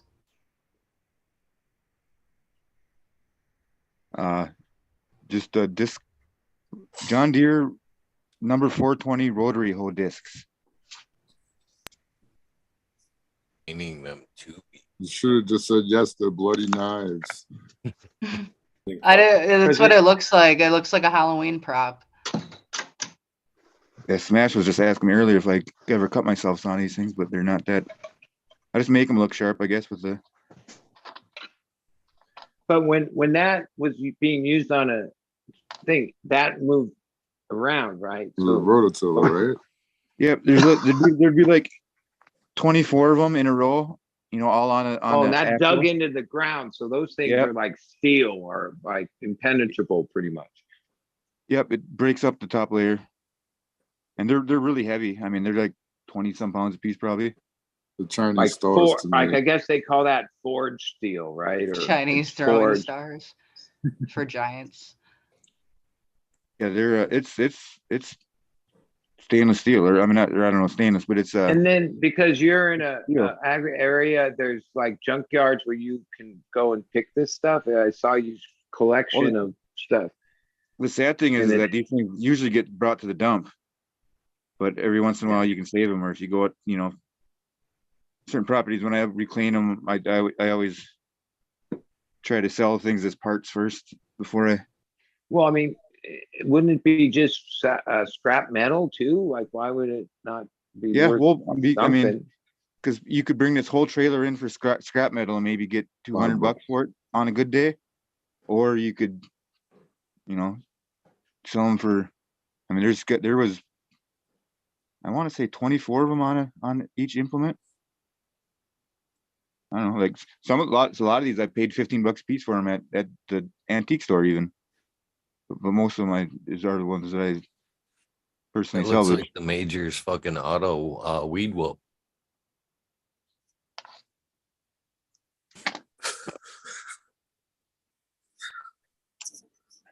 I saw. It's in December, but in LA there's a cup coming up in December. I don't know who's really behind it, but it's an Autoflower cup. Oh, Major's behind that one. He was telling me about it yesterday. Definitely. That's definitely me, man.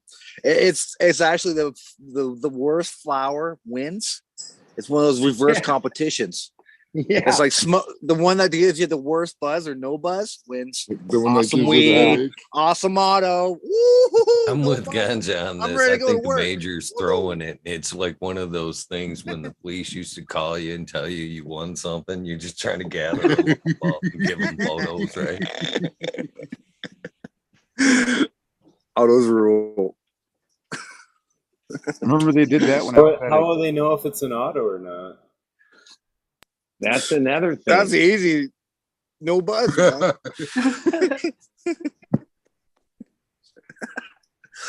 The winner automatically accused of cheating. That's not an auto. Yeah, it'd be interesting to know how. I don't know. How would you know though? Like, it's always a thing with the organic cups too, right? Like, how would you fucking gets the honor system? Test for. And then you come to Thailand and they can't tell a difference because Autoflowers still having more THC than Thai weed does. Damn. They don't know the difference. Shots fired at Thailand. I've been firing these shots all the time. According to the Major Smiley, you'll know it's an auto because it'll let you down.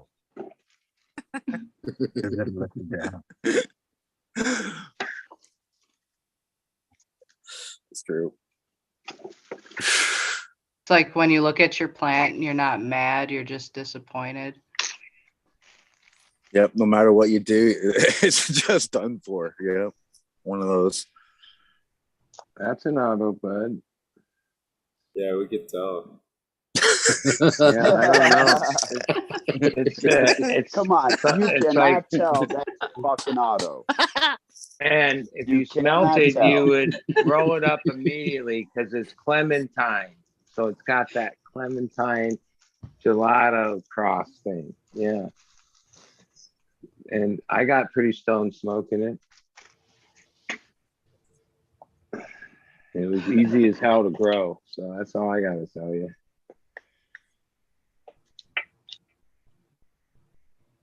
Now, did it yield a lot? Hell no. But that's a different story.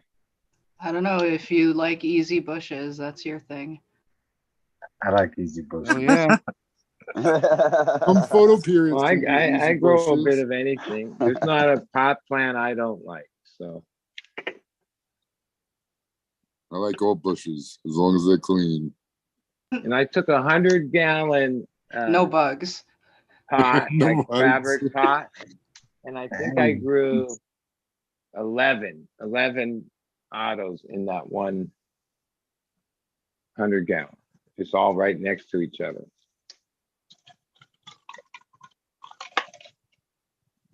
It was a So worthy. out of that 100-gallon, That's the only one he's smoking. Autoflowers.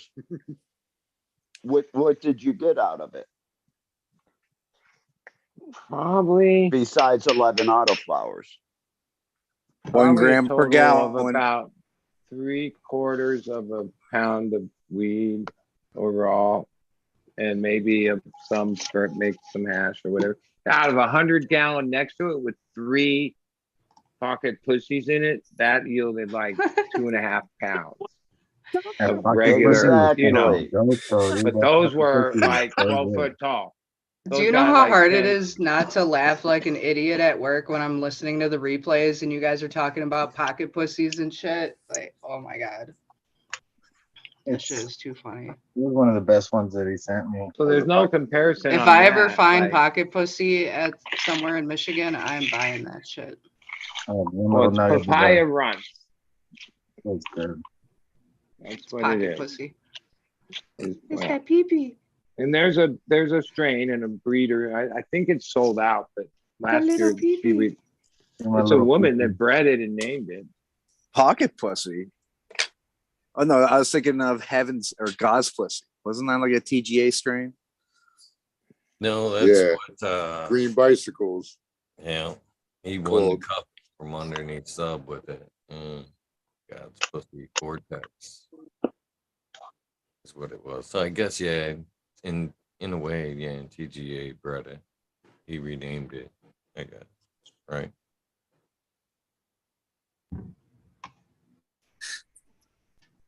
Someone got to name one the devil's dick. You give me the silence, I am gonna use it. What? Damn, devil's son, dick. you just hit with the wow effect. The devil's a dick? Is that what you said? Devil's dick is a new strain. Go along with God's pussy. I used to have a bong that we called the Devil's Dick.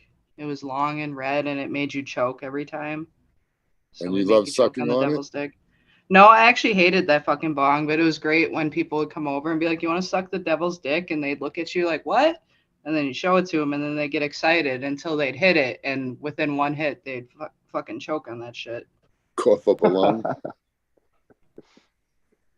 What, the way it was designed would make people choke?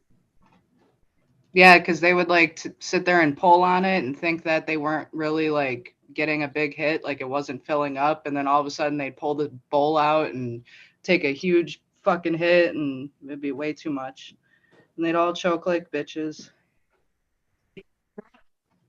Bitches. Like Damn. the three people I see pass out last night after a bong hit. Literally off to the side, getting sick out of one bong hit.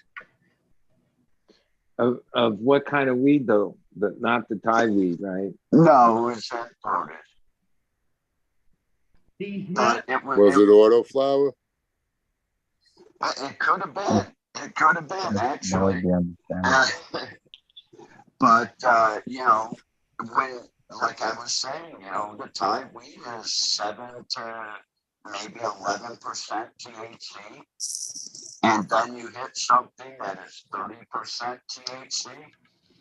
Yeah, it's your first time. You're going through. No, but Cap, you're getting even though started. it's only 10%, does it taste like what we would think is Thai weed? Does it taste like old Thai weed or Thai weed? Yeah, it's What does like, Thai weed taste like? Does it taste like fish? no, it tastes like There we go. Like fish sauce. mango. Really just said that. Chocolate. Yeah, still looking for that chocolate. I think we're gonna have to bring that back to Thailand. Tao, you find that yet? Did you find that chocolate, Tao? No. I What's didn't, next? I didn't even get to it really yet. Tubuku.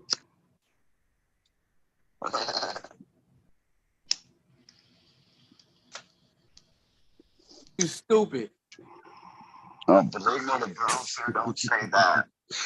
Well, Tom, apparently the Thai weed sucks, so I wouldn't even worry about searching for that chocolate. Yeah. I'm debating on what I'm going to do because everybody's telling me there's better options and I should try something different.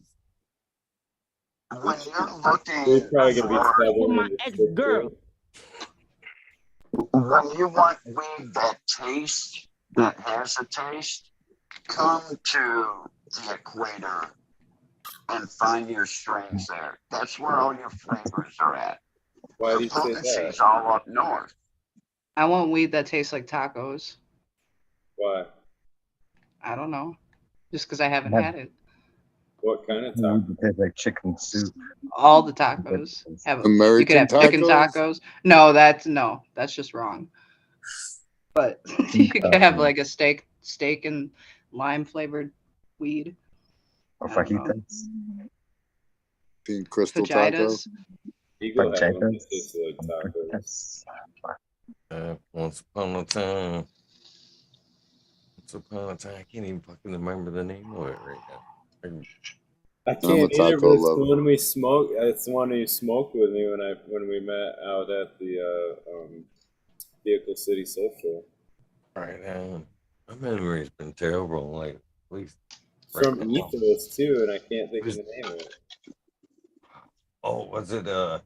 Wasn't OGO? No, it was the one that grew real tall for you. Yeah, I hated that bitch. Do you remember that? Why It's can't I saying in remember? the membrane. Yeah, There you go. yeah. Thank you. Damn. Insane in the brain. Yep, there you go. Ganja go sour cream taco. Insane in the membrane. Ethos. I did. It was like spicy or whatever. I don't know. Slam. Wait, hold on. Stop. So anyone see that bug beat presentation on the EPAR? No. I think Yeah, that's not new, right? It was a month old or 2 or 3 or 4. New to me, I guess. Up in Canada, you know, shit's slow. Yeah, Is that is the one we true. talked about how the green light isn't really what we think it is? Yeah, green light is actually It's just the photosynthetic. intensity. Yeah, so that. I've been saying that for months now. Get your green light. Oh, he was talking about how I never liked them green light. I never used one ever and went into my grow when it was dark. Think about some motherfucker coming up in your bedroom with a green light on when you're sleeping. How would you like it? I'd sleep right through it. I guess some nights I wouldn't even know the motherfucker was there. That's why I got chihuahuas.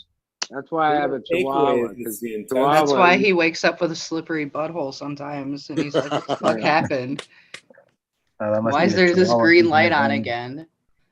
I realized the best thing about chihuahuas, you really can't creep onto somebody sleeping with a chihuahua.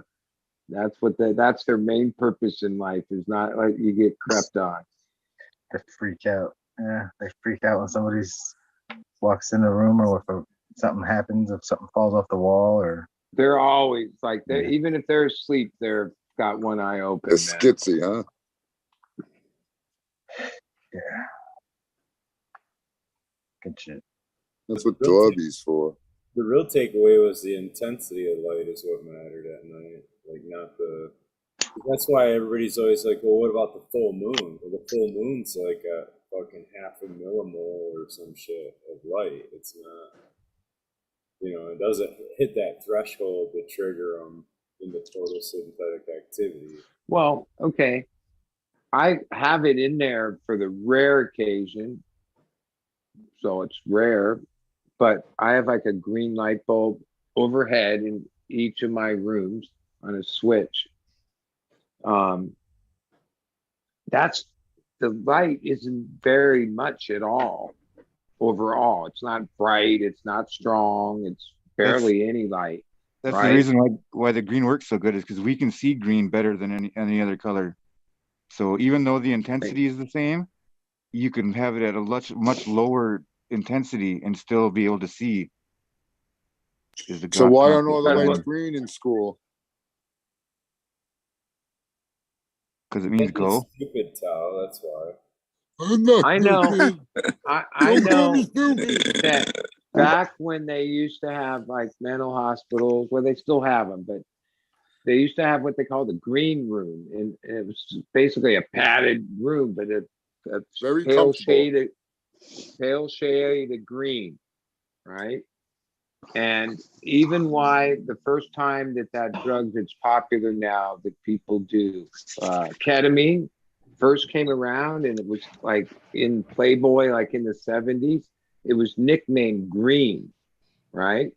Because that was the drug they used to use when people went like catatonic or whatever, ballistic, and they would put them in the green room and give them ketamine. That's why it was called nicknamed green back in the 70s when it was a fad.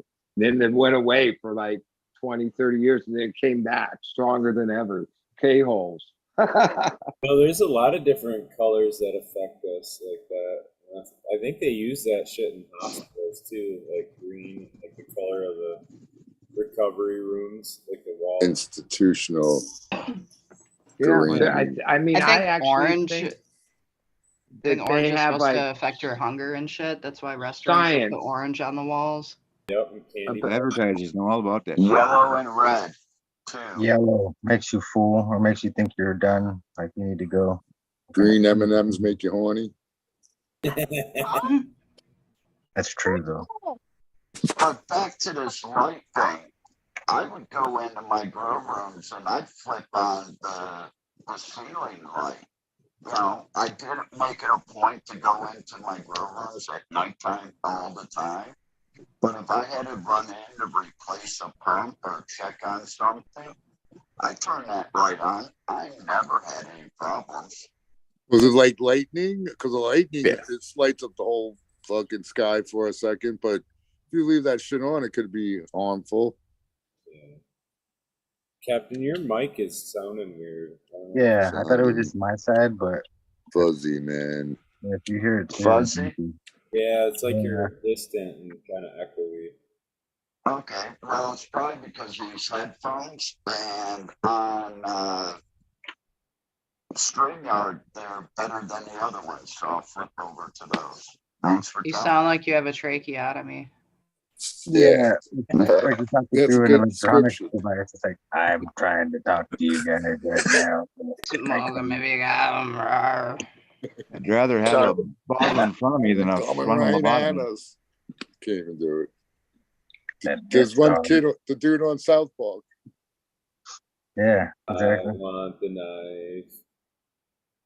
Coming right at us. What? Holy shit. Forgot he's got the toy over there. Okay, any better? That's way better. Okay. Go back to the other one. I like how the other one sounds. Yeah. Oh, we just learned about another one of Green Finger's fetishes. Sounds like you're calling in a hostage plea and shit. I like the other one. I like the girl with the extra neck hole. Exactly. Hey. money. Whoa. What that neck hole do, baby? What that neck hole do? But if you look at all the lights when they put out those McCree curve type specs where they kind of show the red to blue spikes in them. Blue to red. You know what I'm talking about? The spectrum Yeah. kind of Yeah, yeah. layouts. If you look at a lot of those, a lot of them don't have much in that green. They'll have like a spike and then it'll kind of drop and there'll be maybe another spike, or it'll be like a gradual kind of like low line with a big spike in the yellow and shit like that. But like, yeah, like I don't know, I was having that conversation with Rich from was it Invisible Sun? Right. Yeah. And he was kind of showing like that McCree curve, and then he had different specs of those things laid out to it to try to feel like what that McCree curve is or whatever. But they don't really match it perfectly, the actual McCree curve of it. You know what I'm talking? Does that make sense? Yeah, none of the lights match the McCree curve. Yeah, they don't. Like isn't that the goal of them all though, to like match that? Well, I don't know, but chlorophyll A and chlorophyll B is like certain light wavelengths make it kick off better than others. Yeah, dude, but what the hell? different That's pigments, wild, though, Ryan. too. I think it's more than that because there's a lot of different pigments that are going into those chlorophylls too. It's not just like I don't know. That's not my understanding of it from the research. Like the reading or hearing people talk about it. It's like there's different wavelengths trigger different pigments too. So it's, you know what I mean? Mm-hmm. Not like just one fucking wavelength is all you need and you're good, or two No, and they say red makes it stretch and blue makes it squatter, and right, those are the ones they've studied, and that's kind of my thought on it. Is there's a lot more to the full. a lot more studying to do. Get full on it, Smiley. Write a paper for us. Let us know which ones. That ain't me, man. That ain't me. Well, what I'm going to try next year back in Ohio is actually putting shade cloth over some of the plants. Well, when it's too fucking hot, yeah. Well, they have those diffusion ones too that like diffuse the light versus shading it. Like, yeah, you can get them in almost every percent. 90-10, 80-20, 70-30 is pretty popular. Blocks out 30%. Can I get 70-40? Yes, you can. No, you can get 60-40. If you're willing to buy it, we're willing to sell it to you, buddy. This is the cannabis industry. If you want it, we'll buy it. We'll sell it to you. Don't worry. Right. This one's 70-40. But I see it over here in Thailand. Flowers grown under the shade cloth, under a 40% shade cloth, to Thai weed that is grown out underneath the regular sun. The trichomes on it are just popping, and the aromas that come off these plants it's like, are you sure that's the same fucking plant over there? Yeah, and I even know it blocks out majority of the light besides far red. The 700 can penetrate all that shit, and that's where Bruce Bugby just said that there's 14% to 17% more light if you add that above that 700 nanometers. That par is right up in there that a lot of us growers don't have. Like we're at 660 or far res just not. Well, I have GML that shit.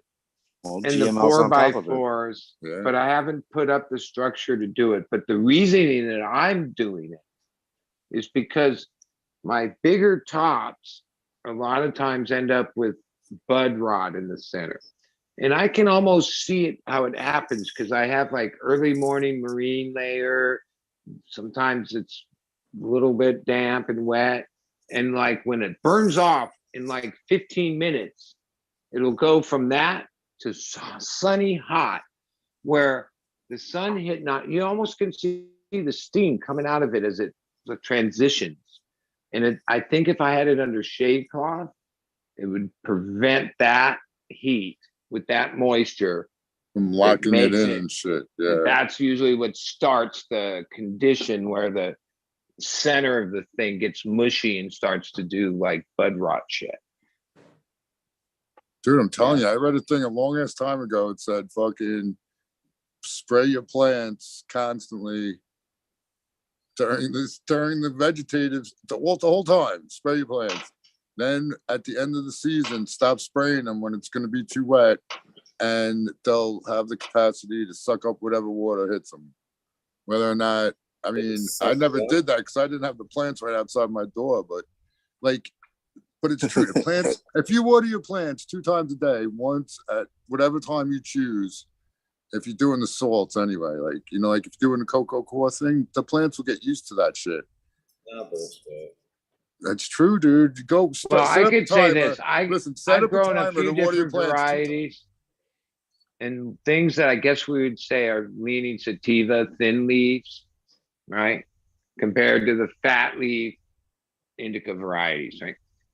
When it does have this marine layer and the plant is putting on moisture, it's wet, the fat leaves, they're praying. The whole thing, even the leaves coming out of the buds, are like to bring the water in, where the thin leaf plant seems like it's there to repel the water.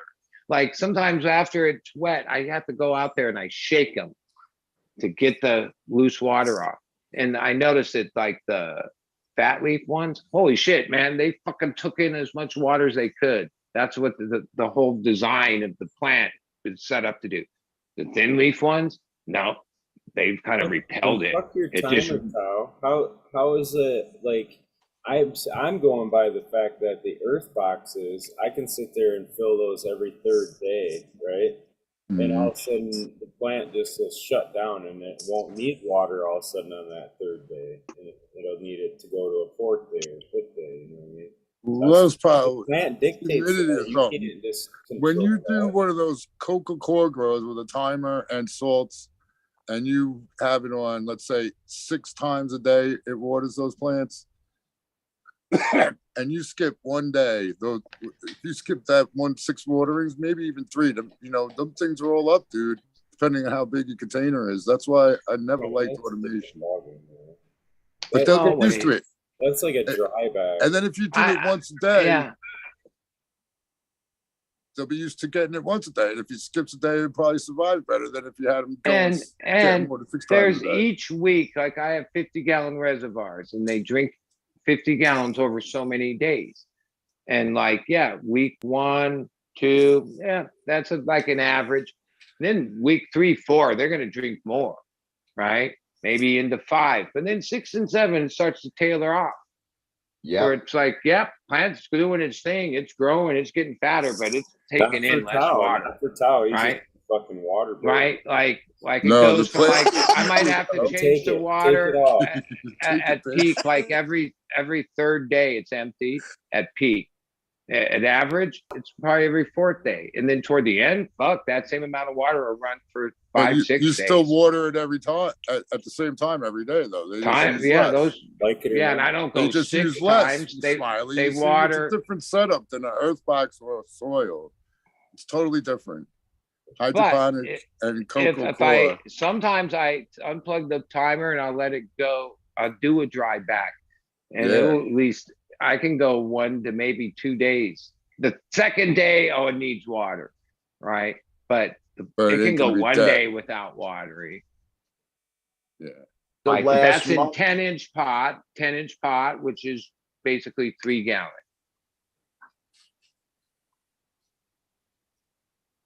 And flowering the last 4 to 5 weeks, I dry back really need on water. every watering. Yeah.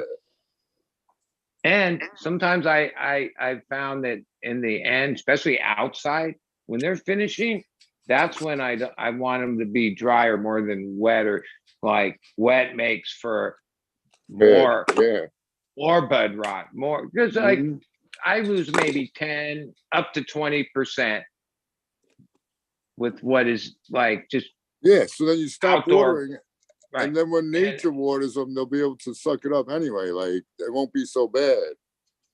Yeah, and I kind of think that sometimes when I used to water a lot evenly all the way to the end, the water being wet at the end created more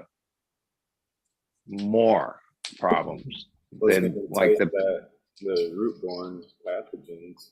Yeah. And they're in like 100-gallon or 4x8 raised beds where even if it looks dry at the top, I have no idea really how like the middle bottom of it is. It would take a lot for that to dry out, I think.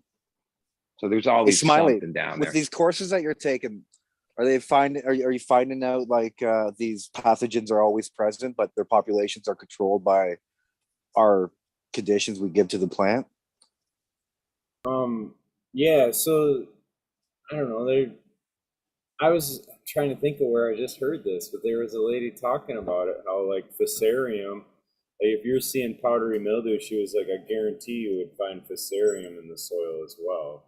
And that's kind of what they've always associated that to. So like in Scott's world, if you're seeing high numbers of what they title or identify as omites, or waterborne molds, which is fusarium and some of the bad ones, but that's what they're correlating to.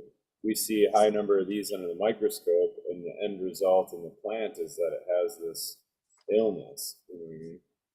So they're always associating that over. They've kind of learned that over experiment or over seeing it a number of times. You know? So, but yeah, there was a lady just talking about that, how fusarium, because So Wendy Cronenberg, the son of this. Yeah, like PM is like 1,000 different species across like 15 different genres of like, I don't know. Yeah. Well, I did it just one thing. years ago. I remember reading a lot about PM, and actually, there's a Latin name for what it is, right? PM is like what we call it, but it's been in history way back. Like some of the biggest phantoms and death caused by agriculture collapse was because of powdery mildew over the thousands of years. There's repeated things that different powdery mildews, but I don't know the name in Latin, but that's what it's really called worldwide or whatever in history.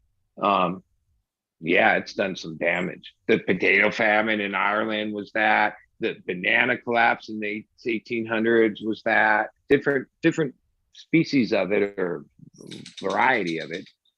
Like you say, there's 1,500 of them. Yeah, that's just crazy. But to think, like it's just a symptom, then it's like, well, everybody has always said that it's airborne, but then it's actually soil. Not. Yeah, a lot of it can be about 3 inches.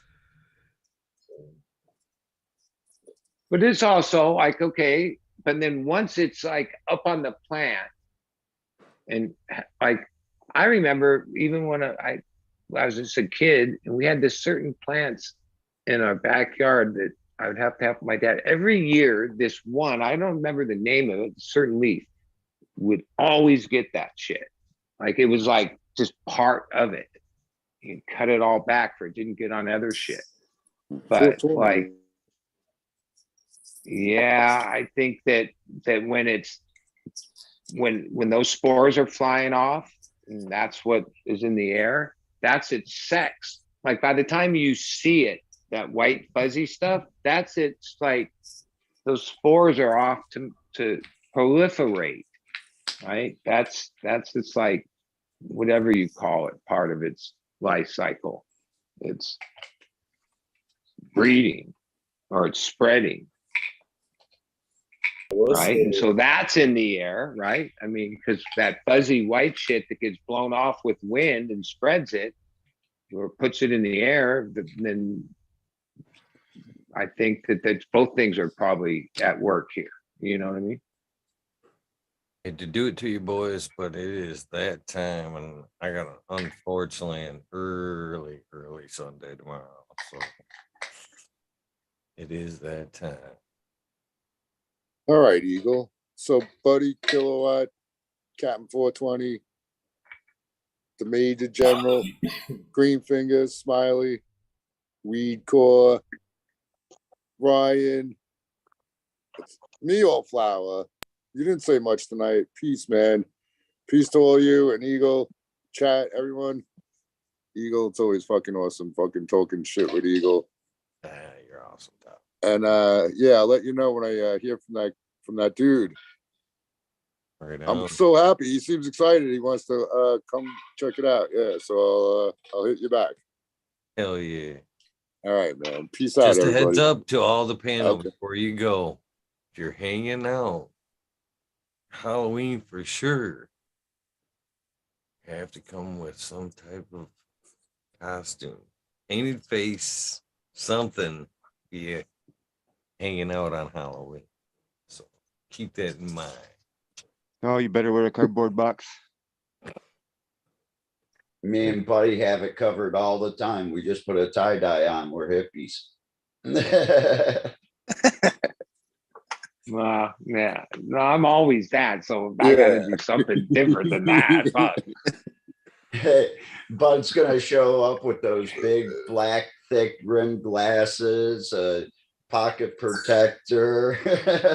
well, I'm glad I he, thought he you were gonna gave. say pocket pussy. Wait, it's like Oh, what's that's today? me. The 20. That's No, my so we job. have like a week to think about it. That's good. There you go. All right, it's been Peace really out. great talking. Everyone, have a good Later, Sunday. Tom.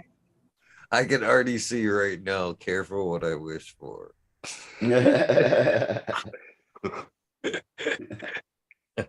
Cheers. Awesome.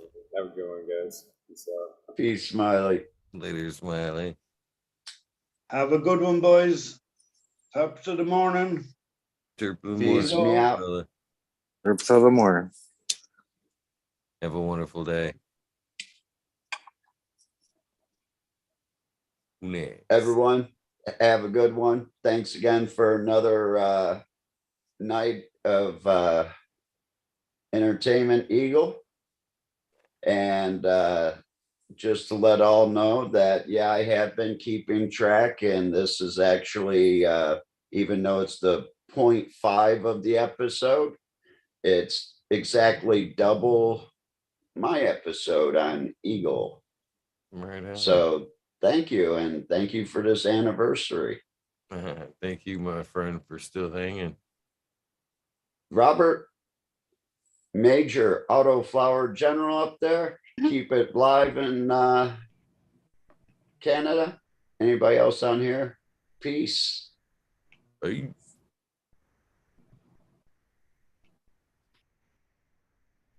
Later.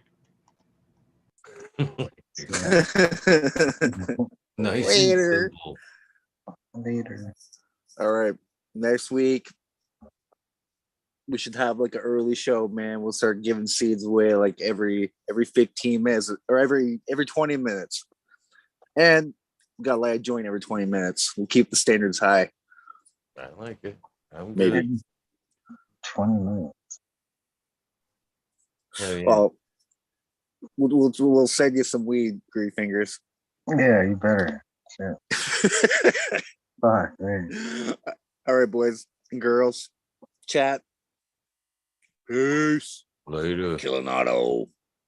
Oh shit, I didn't even get to say that, Sam. That was my last bowl of auto that I smoked, and it fucking made me so fucking tired. I'm ready for fucking bed. That was just the resin in your little bong. Probably. Or the residue from my finger. I was looking at that, I was like, damn, it's dirty again. It started off clean like this one. Well, that one's not even clean either now. Shit. You Had it in my just butt. admitted autos leave a dirty taste in your mouth. They leave a dirty taste on your. Wait, I almost said the wrong word. Hey, peace out. Love you. Go. Everybody go plant some seeds. And if you do plant an auto, make sure you don't let birds kill eat it. it because they're just gonna spread the autos. Oh, I have a bullshit. Hold on. Don't put weed seeds in bird seed. That's so stupid. If you're gonna do it, make sure they're feminized and not autos. Because we don't need males out there pollinating everybody's fucking plants. I seen somebody do that. It pissed me off. I was like, why are you putting fucking seeds in bird fucking, they're going to shit it out and they're going to have regulars and it's going to pollinate everybody's shit. And fucking think before you guys do stuff, guys. Go plant some seeds yourselves. Don't let the birds do it so you know where the males are. Love you guys. Eagle, thank you. Love you. Have a great day. Dude, Peace. good one. Thoughts and prayers to our good friend Johnny Canis Seed. He has had another procedure done and it's currently laid up.